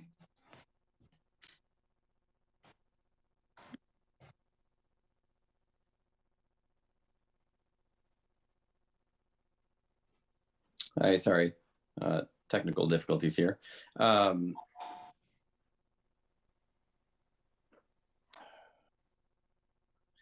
I'm Dylan Lamar. I'm the architect and developer in Ward 1, Cultivate Inc. I'm proud to be the architect of the Peace Village Co-op being developed by Square One Villages, mentioned earlier in the meeting. I want to thank you very much for your support of this project. It's a wonderful example of subsidized affordable homeownership. Unfortunately, there aren't nearly enough subsidies for affordable homeownership, especially not if we truly value diversity, equity, and inclusion in our single-family neighborhoods. I'm trying to make a living designing and developing market rate affordable homeownership housing. I had early success with the Street Co-op, which with very little public subsidy delivered affordable homeownership for 60% AMI households. And to Councilor Zelenka's earlier question, without subsidy, we would have delivered affordable homeownership to 80 to 100% AMI households. That's typically referred to as workforce affordable housing. Unfortunately, since we went into contract on C Street, construction costs have now risen by 56% and mortgage interest rates are climbing. In these conditions, I cannot repeat the C Street Co-op. Last week, the council voted to require off-street parking for small footprint middle housing developments. This makes the development of unsubsidized affordable homeownership units impossible on most, if not all, residential lots in Eugene. It means that much less housing will be built because you simply can't create access to off-street parking in the backyard of a large portion of residential lots, and city parking standards won't allow you to park in the front yard. For lots that will allow backyard access, each parking space comes at a cost of $10,000 to $15,000, which directly increases the cost of housing. Requiring off-street parking is at direct odds with expanding homeownership access. It's also at odds with low carbon community, and it's also at odds with an increased urban tree canopy, something opponents forget to mention. Eliminating the Planning Commission's recommendations to waive the parking requirement for small footprint homes will likely eliminate my ability to outbid a developer of luxury housing for the purchase of a developable property. Please stop eroding the well-studied and equitably developed recommendations of the Planning Commission. And if you care about expanding homeownership access, please restore the waiver of off-street parking for small footprint middle housing. Thank you very much. Thank you, Dylan. Next is Joyce Eaton, followed by Lena Houston Davison. And Joyce, please unmute.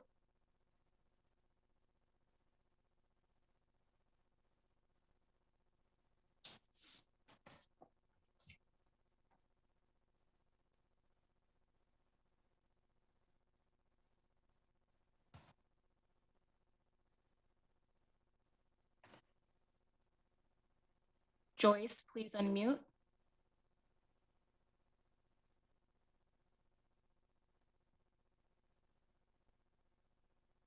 Okay, Joyce, I'm going to come back to you. We're going to go to Lena Houston Davison, and then I'll try Joyce Eaton again, followed by Jessica Rossi. Hello, can you hear me? Yes, we can. Okay, thank you. I'm Lena Houston Davison. I live in Ward 1, Emily Simple's ward.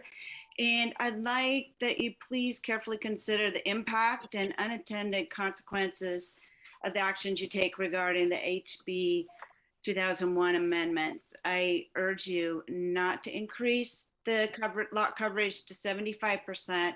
Any increase in lot coverage needs to take into account protection of the tree canopy and solar access to neighboring lots. This is also true for raising the heights. Climate resiliency is a critical threat that we're facing and that continues to increase.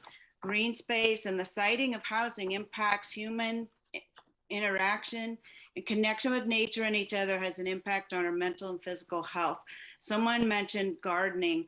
And I have a very tiny lot and I garden in my front yard. It is a contribution to my neighborhood.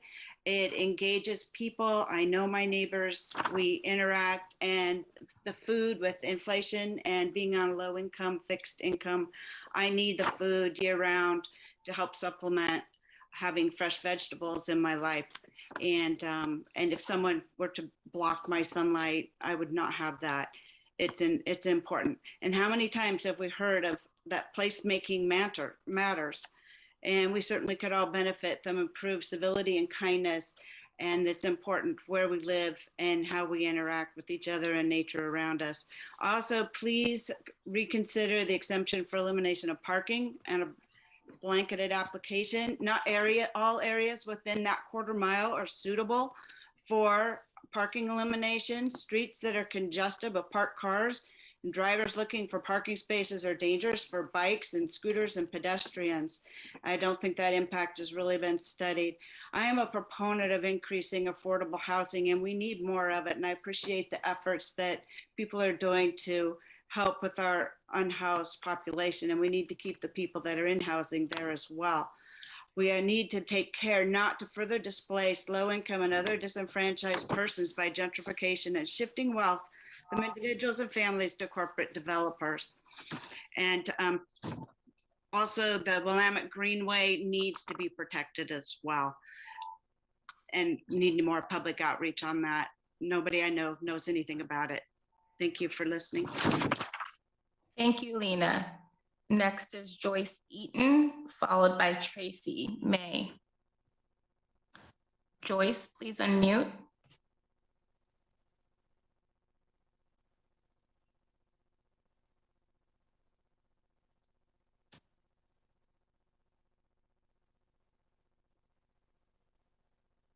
Okay, we're going to move on to Tracy May, followed by Isaac Judd. Tracy, go ahead. Can you hear me?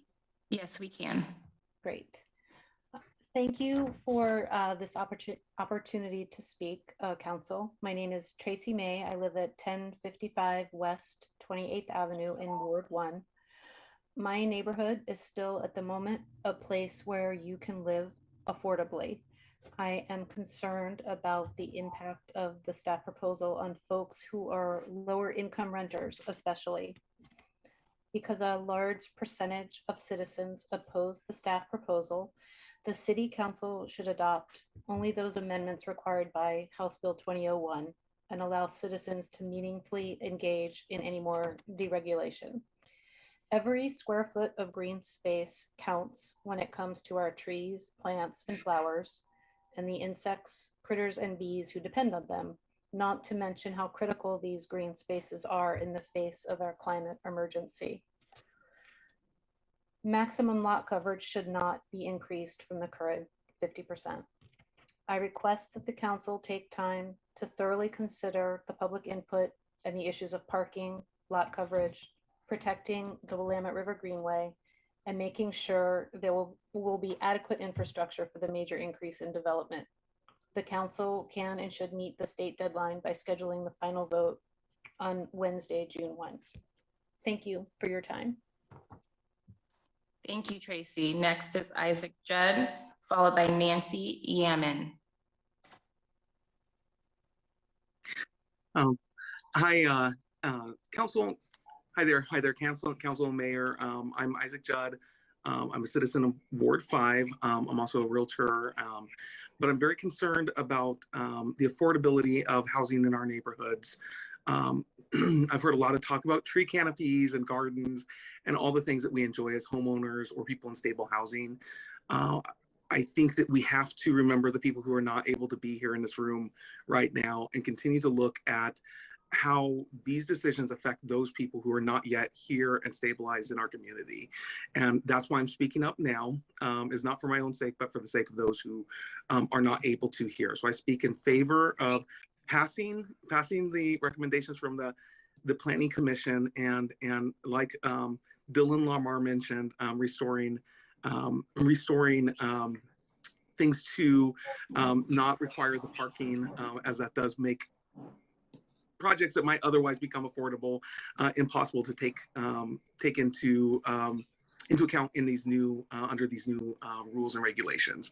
I know it's late and you've got a lot on your plate, but I just encourage us to see this through, to approve the Planning Commission's recommendations and move forward and get this done.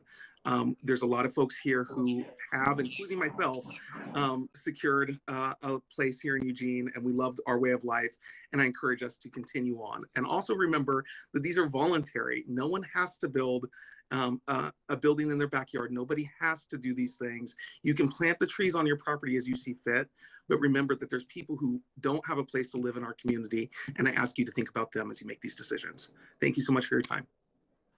Thank you, Isaac. Next is Nancy Yaman, followed by Richard Sunt.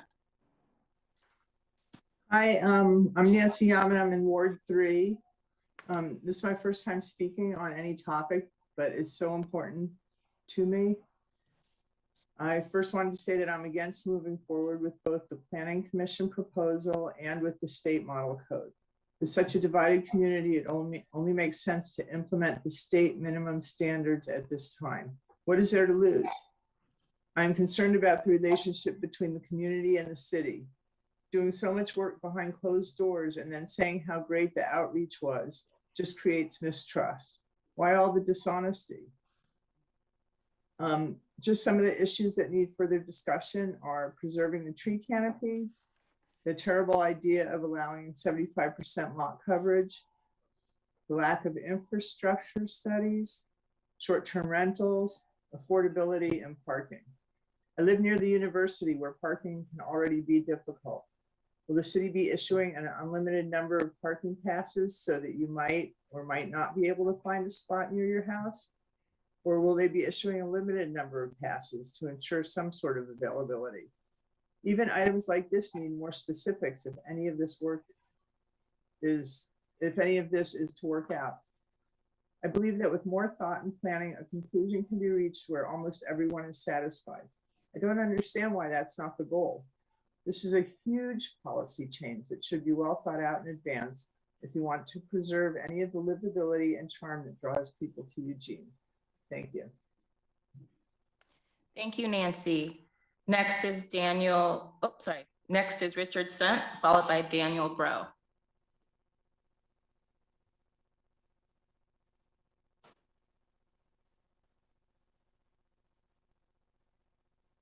Richard, please unmute. Okay. Can you hear me now? Yes, we can.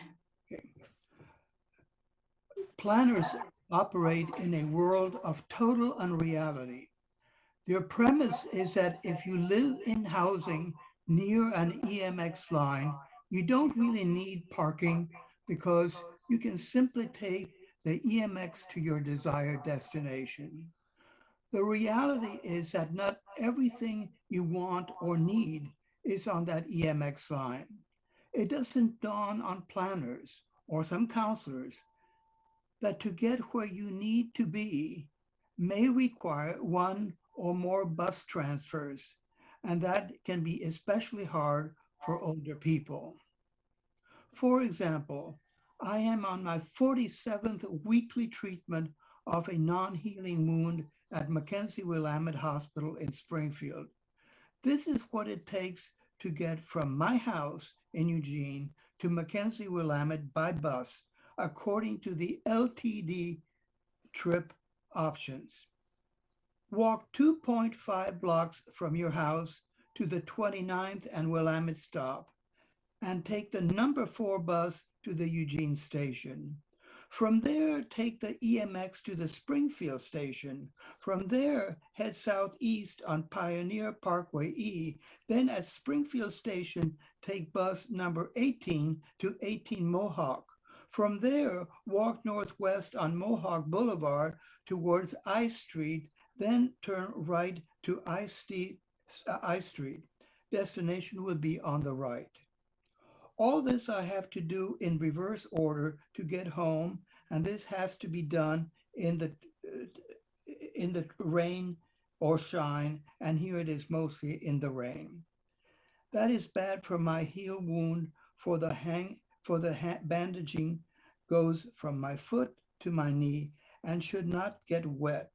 Each trip takes over an hour each way, but by car, this is only a 15-minute ride and is both much drier and safer. Planners and some counselors and mayor Wait till you get older and see if you can do all this by just riding the EMX passing next to your middle housing apartment. Thank you. Thank you, Richard. Next is Dan Bro, followed by Jessica Rossi. Good evening, Council. My name is Dan Brow, and I live in the Amazon neighborhood, Ward 2. I spoke with Matt Keating yesterday, and I voiced a few concerns about how the Planning Commission's recommendations agree or disagree with the Climate Action Plan 2.0. The Urban Forestry Climate Resiliency Action H11 mandates that we increase our urban forestry canopy from 23% to 30% by the year 2030. So I decided to try and figure out what this 75% lot coverage looked like and how that might play in. I was looking into my own backyard where I can see an infill, which is middle housing, and I began to imagine what my lot would look like if I took advantage of the Planning Commission's recommendations to its fullest. And it turns out on my lot, there's no restriction based on the percentage of lot coverage. I could build out completely to the setbacks of 5 feet from the rear and 10 feet from the front, 3.5 stories tall, and I would still be within the 75% lot coverage, and I could still put another 120 square feet of impermeable surface onto my property. I don't think I need to explain what that does to the trees and the plants that we need in our city in order to meet this goal of 30% coverage by 2030, excuse me. So I went to the Planning Commission's guide to try and see what that might look like. And there isn't one picture in there that shows 75% lot coverage. You've got 4 images that show 49 to 36% lot coverage. And when I went online on Google to try and find a picture of what that might look like, I came up with a picture from Houston, which shows a 3.5 story blurred out photo where you can see that the hallway that exists between the 2 buildings would be a complete dead zone. So I urge you, Council, to reconsider the 75% lot coverage. Thank you, Dan. Your time has concluded. Next is Jessica Rossi, followed by Pam Waddell. Good evening. My name is Jessica Rossi, and I currently reside in Ward 5. I appreciate the work the city government does for Eugene. Thank you, Mayor Vinnis, councilors, and staff. Are you hearing an echo? All right. I beg you to adopt only the minimum amendments required by HB 2001 and take the time to truly engage with the public about how to solve our current home shortage. I am so concerned about the loss of green space along the Willamette, where personally I can be found paddling at least 3 out of 7 days of the week all summer. In addition, it seems that allowing 75% lot coverage creates drainage, parking, and sewer infrastructure issues that have not been adequately addressed, as the person immediately before me was speaking to right before he was cut off. In addition, please protect small landlords like myself. I rent a single room in my home, and at this point, I depend on sites like Airbnb for short-term rentals as opposed to long-term renters, because I have more rights with them than I do with the city. Before I bought my home in 2020, I rented in Ward 1 and 2 for many years, and I can also understand how crazy our rental market has become. Please don't allow corporate and out-of-state landowners to gentrify the hippie love out of Eugene. Please adopt the goal protect lands and sufficient infrastructure provisions to ensure that our green areas stay green and our river stays clean. I really appreciate the work that you do, and I truly hope that we can work together to solve some of these problems. nobody on either side wants people to continue to be homeless. Thank you for your time this evening. Thank you, Jessica. Next is Pam Waddell, followed by Michelle Corlett. Hi, I'm Pam Waddell, and I'm from Ward 2, and I've spoken before you before, so I'm really going to try to rush through this so we can get a few more people in. It was clear at the last work session that a number of important details and some of the nuanced implications of the proposed HB 2001 ordinance were still not clear to council members. So you can kind of imagine the public probably isn't too clear on it either. I hope by now that you realize that having the same tree protections as single family dwelling means no tree protection as of yet, and that the 75% lot coverage issue means that nearly every lot in town, all but the very largest, could be completely covered aside from the required 5 feet on the sides and 10 feet in front. It would really be a mistake to go beyond the fundamental requirements of HB 2001 at this time. Before we have better researched plans to handle or prevent problems related to the loss of canopy, permeable surfaces. And we really need to get clear on this affordability question. You hear affordability brought up on both sides, the proponents and the opponents. A lot of us, including myself, I'm very worried about the low-income families that live around me. I'm in a lower income neighborhood. And behind me are a lot of working poor families living in these small houses that realtors are constantly trying to buy. And right now they have a backyard and the kids can walk to a good school, but they'll be pushed out to a lower income neighborhood. I think that we really do risk concentrating poverty. As much as I love what Dylan Lamar is doing and wish we could do more of it, the land prices could become more expensive and prohibitive. It's not just the parking issue for him. So the way we're doing this is also going to increase land prices if we keep doing it this way. Anyway, I'll cut off now so give somebody else a chance. Thanks a lot. Thank you, Pam. Next is Michelle Corlett, followed by Randy Prince. Michelle, please unmute. Okay.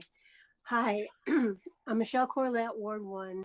I Zoom attended the council's May 18th work session, and there's clearly a lot of disagreement and confusion among the council members on important aspects of the amendment. Council agreed that these needed a further work session, but there's no time for that before late fall. It's a huge and permanent change to Eugene, but council's approach is there isn't time to think about this, let's just vote. I oppose the council's amendments to HB 2001. I want to say that I resent the often stated slur that people like me want no growth, are NIMBYs, are entitled, don't care about others. That is not true. One of my main objections is I do not see true provision for affordability in this plan. If the plan would result in that, then we'd have very low rents in New York City and Los Angeles and Seattle and San Francisco, and you don't see that. We know HB 2001. Oh, the other thing is people keep talk as if there will be no growth until we do these amendments. We know that HB 2001 is law. Single family residence zones no longer exist. Duplexes, triplexes, quadruplexes, ADUs, cottage clusters, all are allowed now. They're happening. I see plans for them. I see extensive plans for building along the Greenway. I see cluster villages in the planning. What remains to do is work on parking, infrastructure needs, new housing as vacation rentals, tree preservation. Do the right thing, put HB 2001 as written, and then give it the time and attention to getting amendments done right to let Eugene grow into its best self. The other thing I want to say is whether you believe it or not, whether you've tried or not, there hasn't been robust community engagement. And I think you know that. You seem to understand that testimony received and entered into the record is opposed to the amendments by a great majority. When this is brought up, a number of you have repeatedly referred to postcards that you have received in support of the amendments. You say you have these at home, in a folder or a desk drawer. These have never been entered into the formal record accessible by the public. It is not clear what they say, what group collected them, or if they actually exist. Thank you, Michelle. Your time has concluded. Next is Randy Prince, followed by Tracy Bartlett. Hello, Mayor and Council. This is Randy Prince. I live in Ward 3, and I wanted to address the issue of fire safety and these proposed changes in land use and potential changes in building code. I'm speaking with some background as a wildland firefighter and staying informed as the co-coordinator of Eugene Neighborhoods Preparedness Network. I urge you to make any land use changes to provide an effect that increases our resiliency against urban fires in the context of climate change, and to follow the recommendations of Goal 7 in Oregon Land Use Code, and particularly to look at current events as evidence of newly emerged hazards. This means looking at what any changes would mean in the context of an east wind fire that affected our city. The fires I'm speaking of are a special weather condition. Worldwide, they're known as foehn winds. You may be familiar with the Santa Ana winds. Some people say we don't have Santa Ana winds here. Yes, we do, by a different name. These fires are different from the other wildfires. We have hundreds in Oregon, but very few are disastrous east wind fires. Vegetation's not really an issue. They're not really controllable. And the risk areas may be different for normal fires.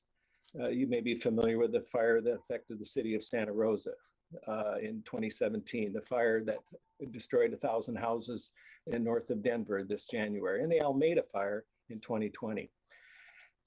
Would east winds become more common in Oregon? We don't know. We've had them since the Tillamook fire and before, and banned and burned, but we just don't know. What we do know is that if you place larger houses closer together without making any provision for special building materials, you are increasing the fire risk, decreasing the resiliency. I urge you to evaluate the effect of your proposed changes as far as the proximity of buildings, the lot coverage, the height, and to make whatever changes in the building materials prescribed by the building code, and to change the setbacks and lot coverage in accordance to keep our resilience at its level that it is, no worse. Do not make it worse. Thank you very much. Thank you, Randy. Next is Tracy Bartlett, followed by Lauren Hallett. Hello, can you hear me? Yes, we can.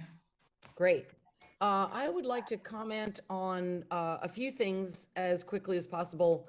One is that no matter how many times it's quoted, it has not been my experience and the experience of a whole bunch of people I've talked to that there has been a, quote, robust public engagement period.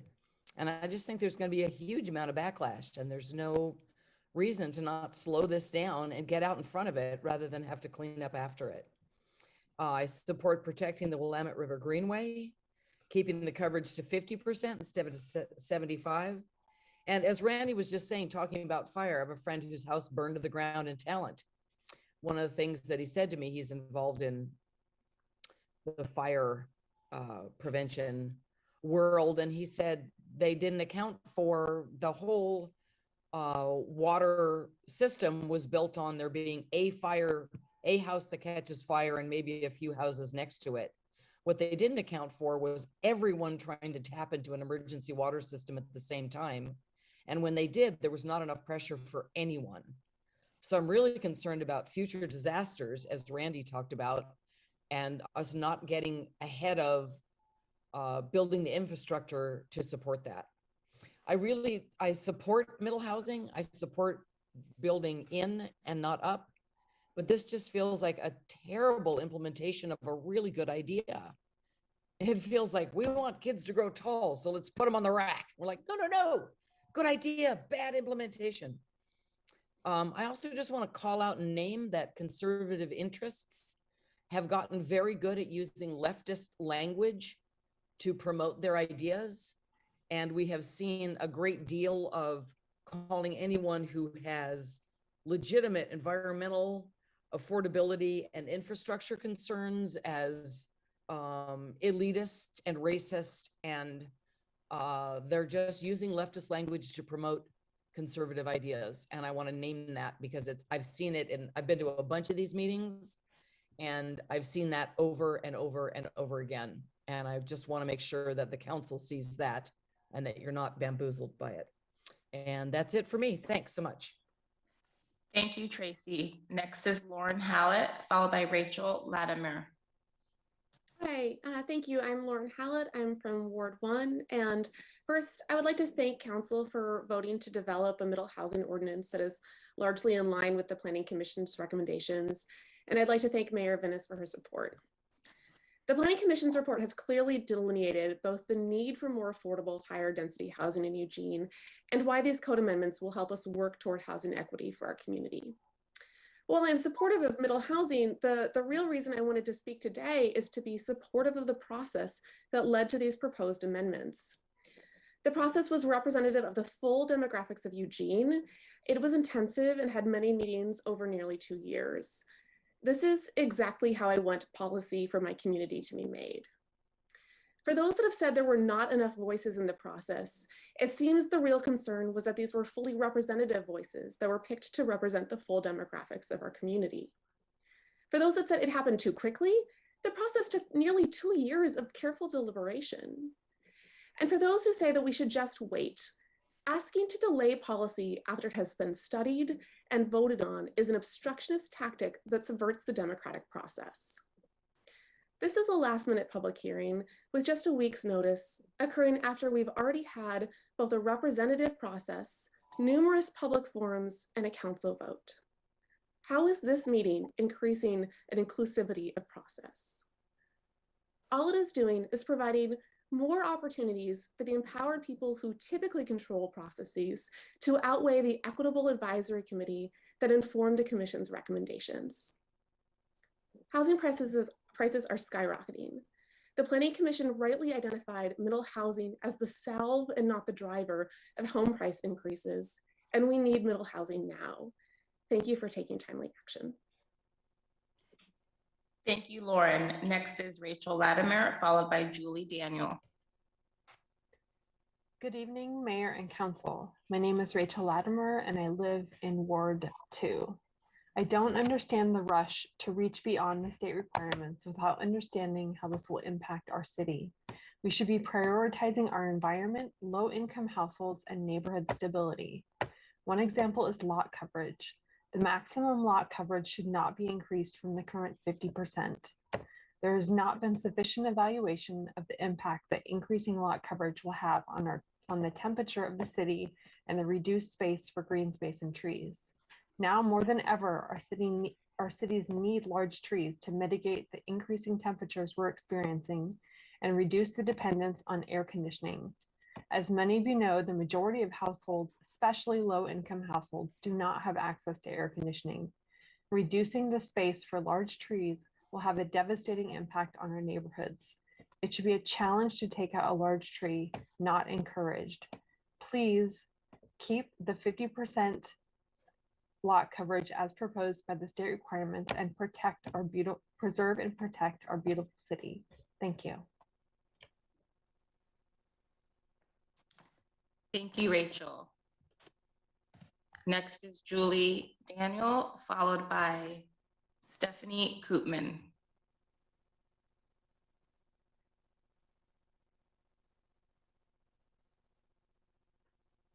Julie, please unmute.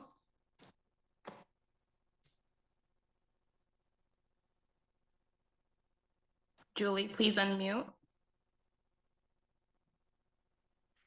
Good evening. My name is Julie Daniel. I'm from Ward 3. And I'm here to talk about the street repair bond, a little change of subject here. I voted in favor of all the last 3 street bonds. And I think it was a well-run and effective program. But after 14 years, this is a program that needs some adjustment. I'm in favor of increasing the amount of the bond that is spent on sidewalks and bicycle projects from 10% to 30%. And the reasons behind this are several. One is, since the original bond measure was passed, we have a climate action plan, which is asking us to increase the number of people who walk, ride, or roll 3 times from present, from what it is at present. And so far, even though that's been in place for 5 years, we have made no progress. Secondly, we have Vision Zero, looking to try to reduce the number of people who are hurt by vehicles in accidents. However, both pedestrian and bicycle accidents are increasing, and we're seeing more people on our streets. So there's a reason why we have no, why we're not getting the results that we want from our plans is, frankly, it's just inconvenient, inaccessible, and dangerous to walk, bike, or roll on many streets.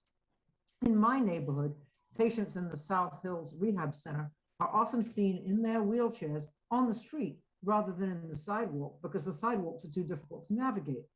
I see parents having to work their strollers with their kids as they walk them to school around cars that park across the sidewalks and sidewalks that are just too bumpy to be able to navigate with either a walker or a wheelchair or a stroller. It's time, there's no road in Eugene, and I'm a driver as well as a walker and a biker.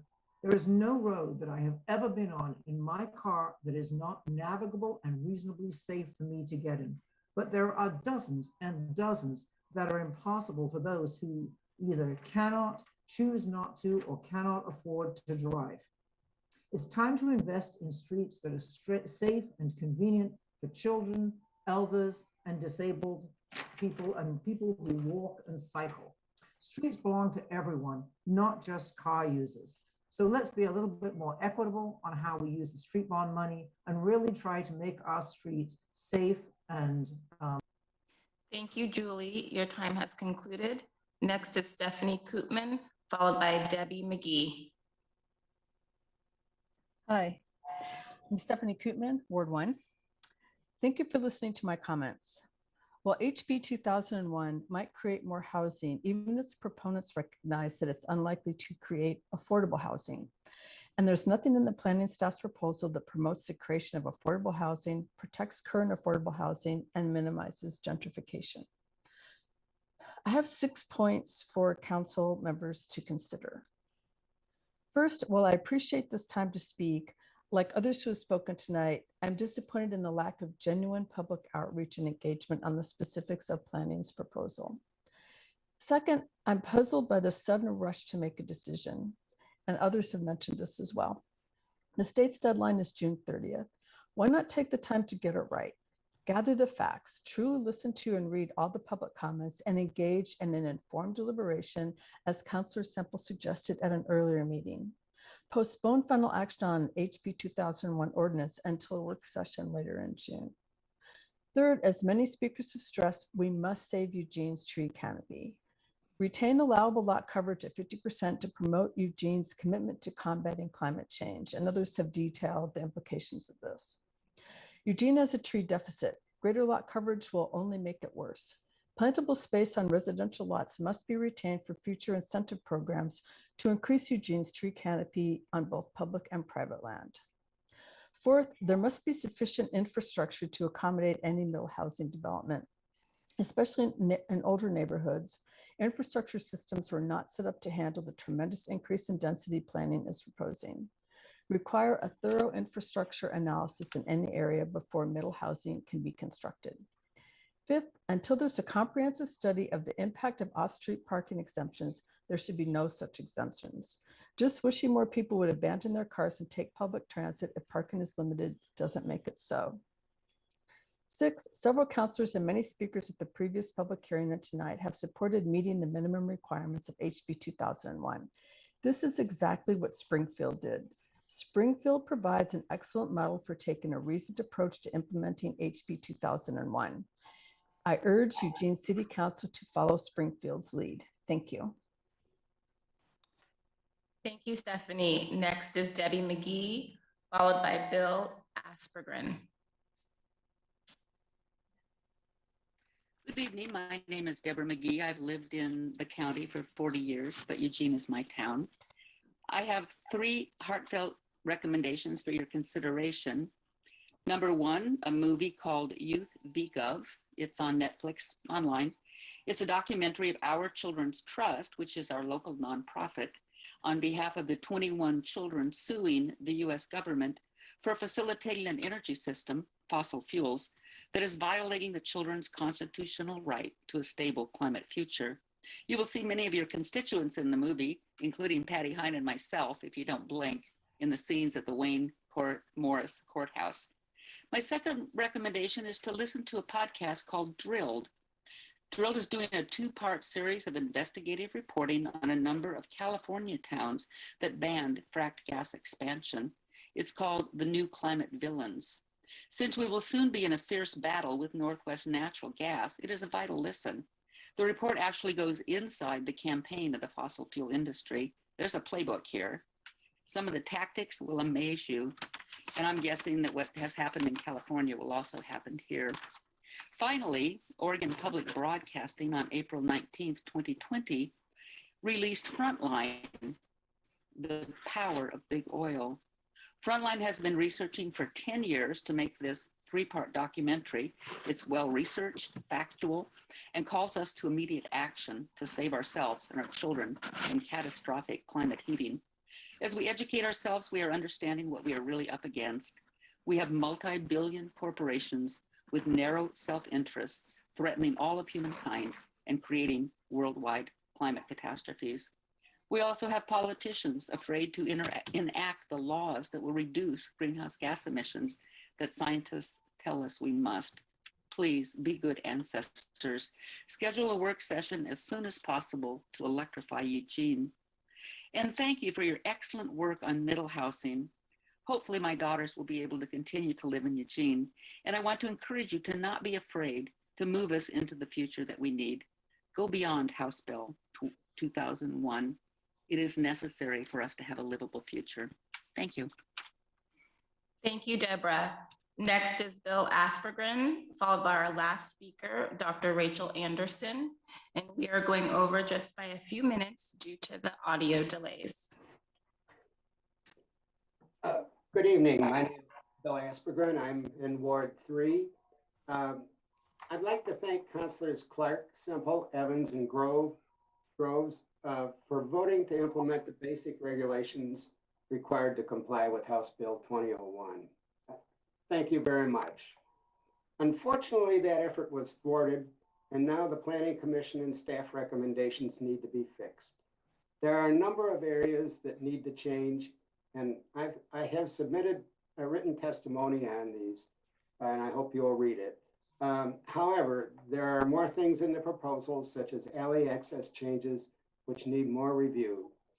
Now, some of the things that need changes, but you've already changed the building height to 30 feet, and that's good. You also changed some things on parking, but you made a change that created problems by exempting developments along streets with no street parking, and you did not consider areas with permit parking. It would be better to eliminate all parking exemptions until a more complete analysis can be done. Lot coverage. This should be reduced to 50% for middle housing, nothing greater. Short-term rentals. Implementation restrictions. You must implement restrictions now or run the risk of not being able to do it in the future. To allow unlimited short-term rentals in middle housing and claim there is a housing crisis is just plain hypocrisy. You have 37 days to turn a sow's ear into a silk purse. It would be wise to revisit basic implementation and later make modifications after better public engagement and analysis is done. I'm not sure you can fix the current proposal to avoid future problems. Thank you for your time. Good night. Thank you, Bill. And our last speaker is Dr. Rachel Anderson. Hello, City Council and Mayor. Thank you for the chance to speak. Last hearing a few weeks ago, I was called on to speak at 11:48 p.m. So 9:58 is a little bit better than that. Thank you. I'm speaking tonight to urge you to adopt only the minimum requirements for HB 2001. Tonight, over 90%, probably close to 95% of our speakers have urged you to adopt only the minimums based on extremely important issues such as lack of on-street parking, lack of infrastructure requirements such as sewer lines, increased fire risk, the complete obliteration of our canopy cover in the city, and the true lack of financial incentives for affordability. What I hear from people pushing the radical 75% coverage from the city planner's proposal is absolute wishful thinking. Yes, they wish for cheaper housing. We all wish for cheaper housing and more supply, but the city planner's proposal does nothing to facilitate or incentivize those wishes. It also does not match the actual data we see in other cities that have increased housing through infill and building up. Have those cities increased their supply of affordable housing? Name a single city that has successfully done that. There is not a single one. What we require from our civil servants, from you, is more than wishful thinking. We require intelligent problem solving. We have brought up many, many issues with the city planner's proposal. Please use wisdom and intelligence to adapt that proposal to respond to the true, real, legitimate issues that have been brought up. Brilliantly, well-informed people have brought those up tonight. In the meantime, please buy some time, adopt the minimum requirements, and let us work together to make this proposal successful for Eugene. Thank you. Thank you, Rachel. And Mayor, that concludes our public forum as the 90-minute time limit has been reached.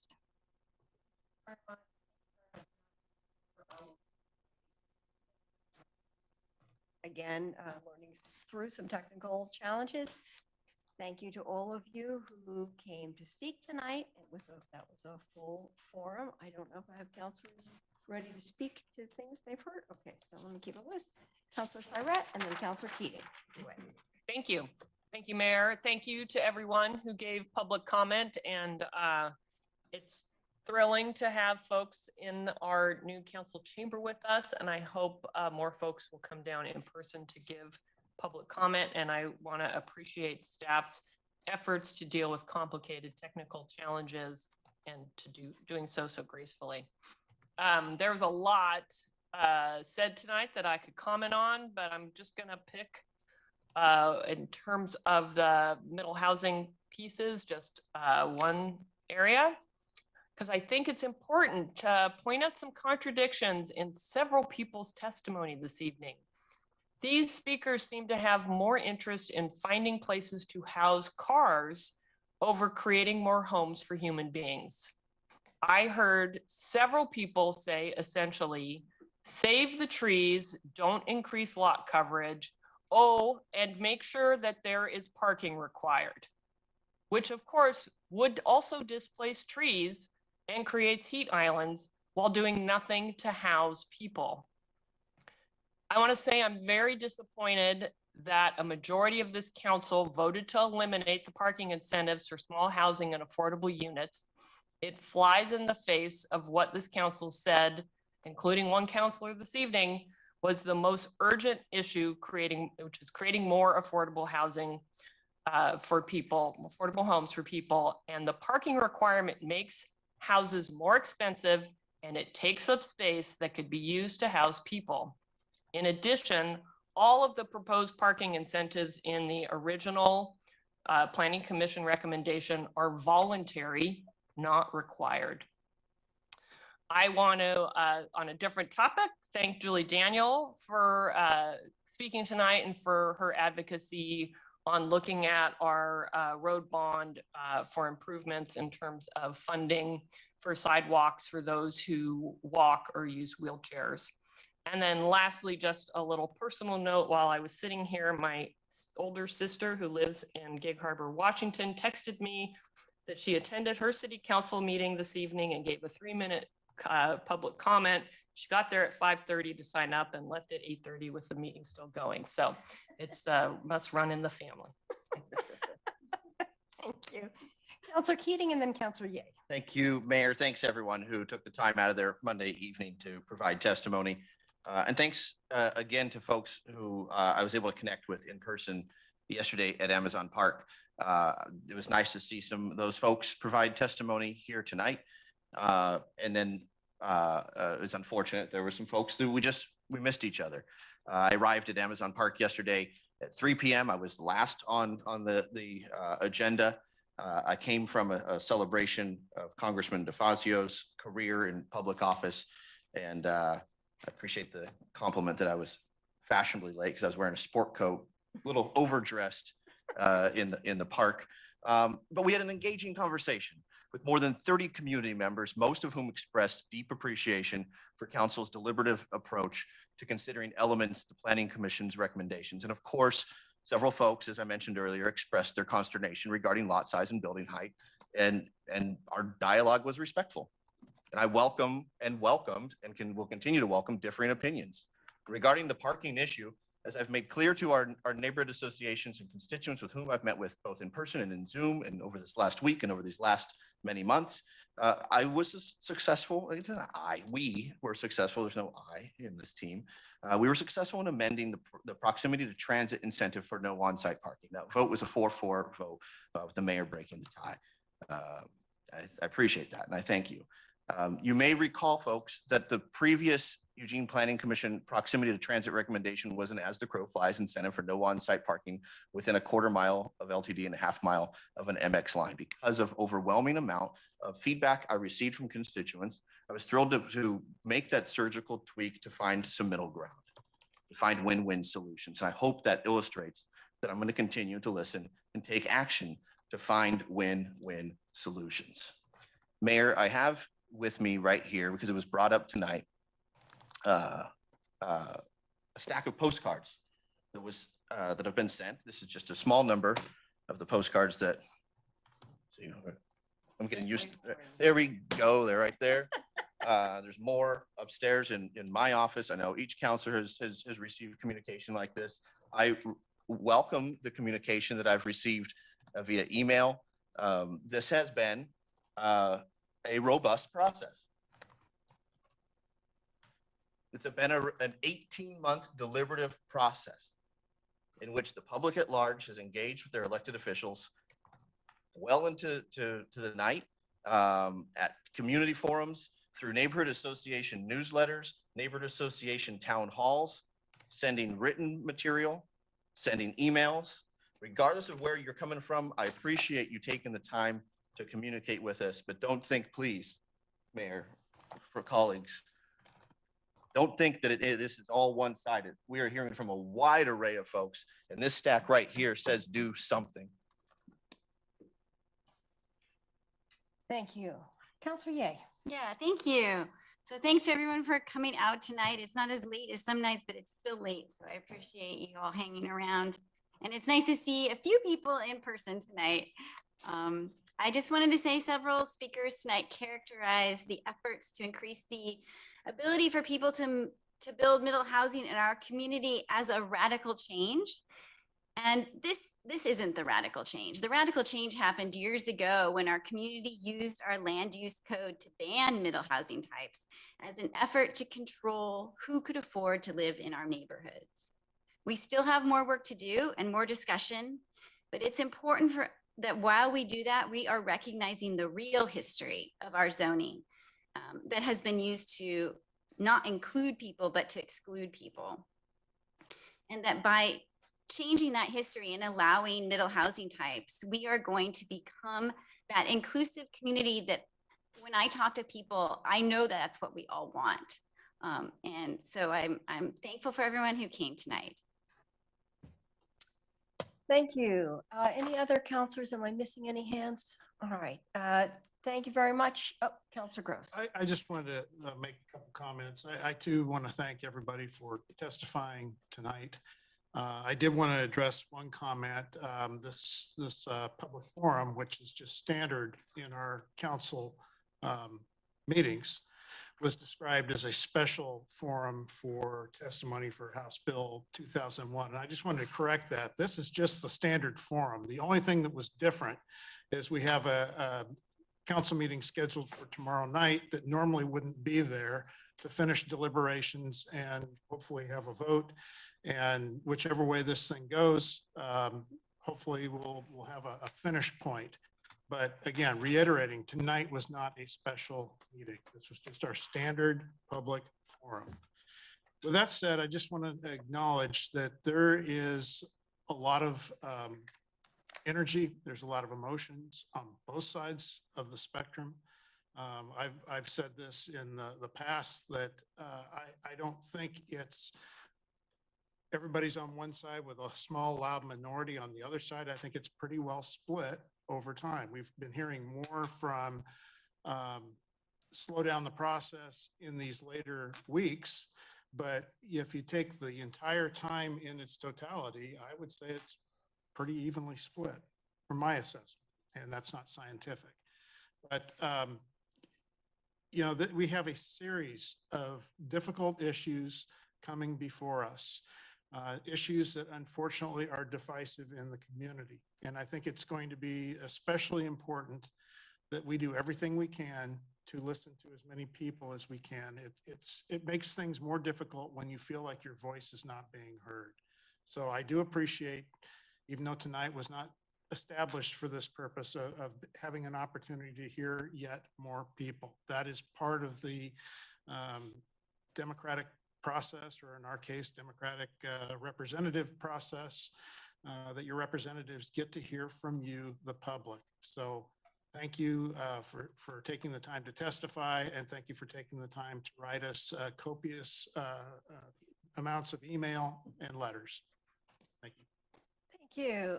And with that, I think the city manager has some comments. Thank you, Mayor. I actually just wanted to also say it was nice to have people here in person. We've been pushing really hard for that. I've been pushing really hard for that. And in some ways, pushing hard against supply chain issues that continue to get in the way. And that even with as many practice runs as you guys have done and as perfectly as they have gone, you find yourself kind of at the center of this. And so I want to say thank you to our staff that sat there with all that. I also apologize because I am part of that problem. So thanks for your leadership. Thank you so much. I think we have one last piece of business to do. We have, so we're complete with the public forum. Thank you all for your comments. We'll be back tomorrow night at 5:30 in a virtual session to do our final round of deliberation on middle housing. And with that, consent calendar 2. I move to approve the items on consent calendar 2. Second. Is there any discussion, question about that item? Okay, seeing none, all in favor, please raise your hands. 1, 2, 3, 4, 5, 6, 7, 8. Thank you so much. That passes. And with that, we are adjourned.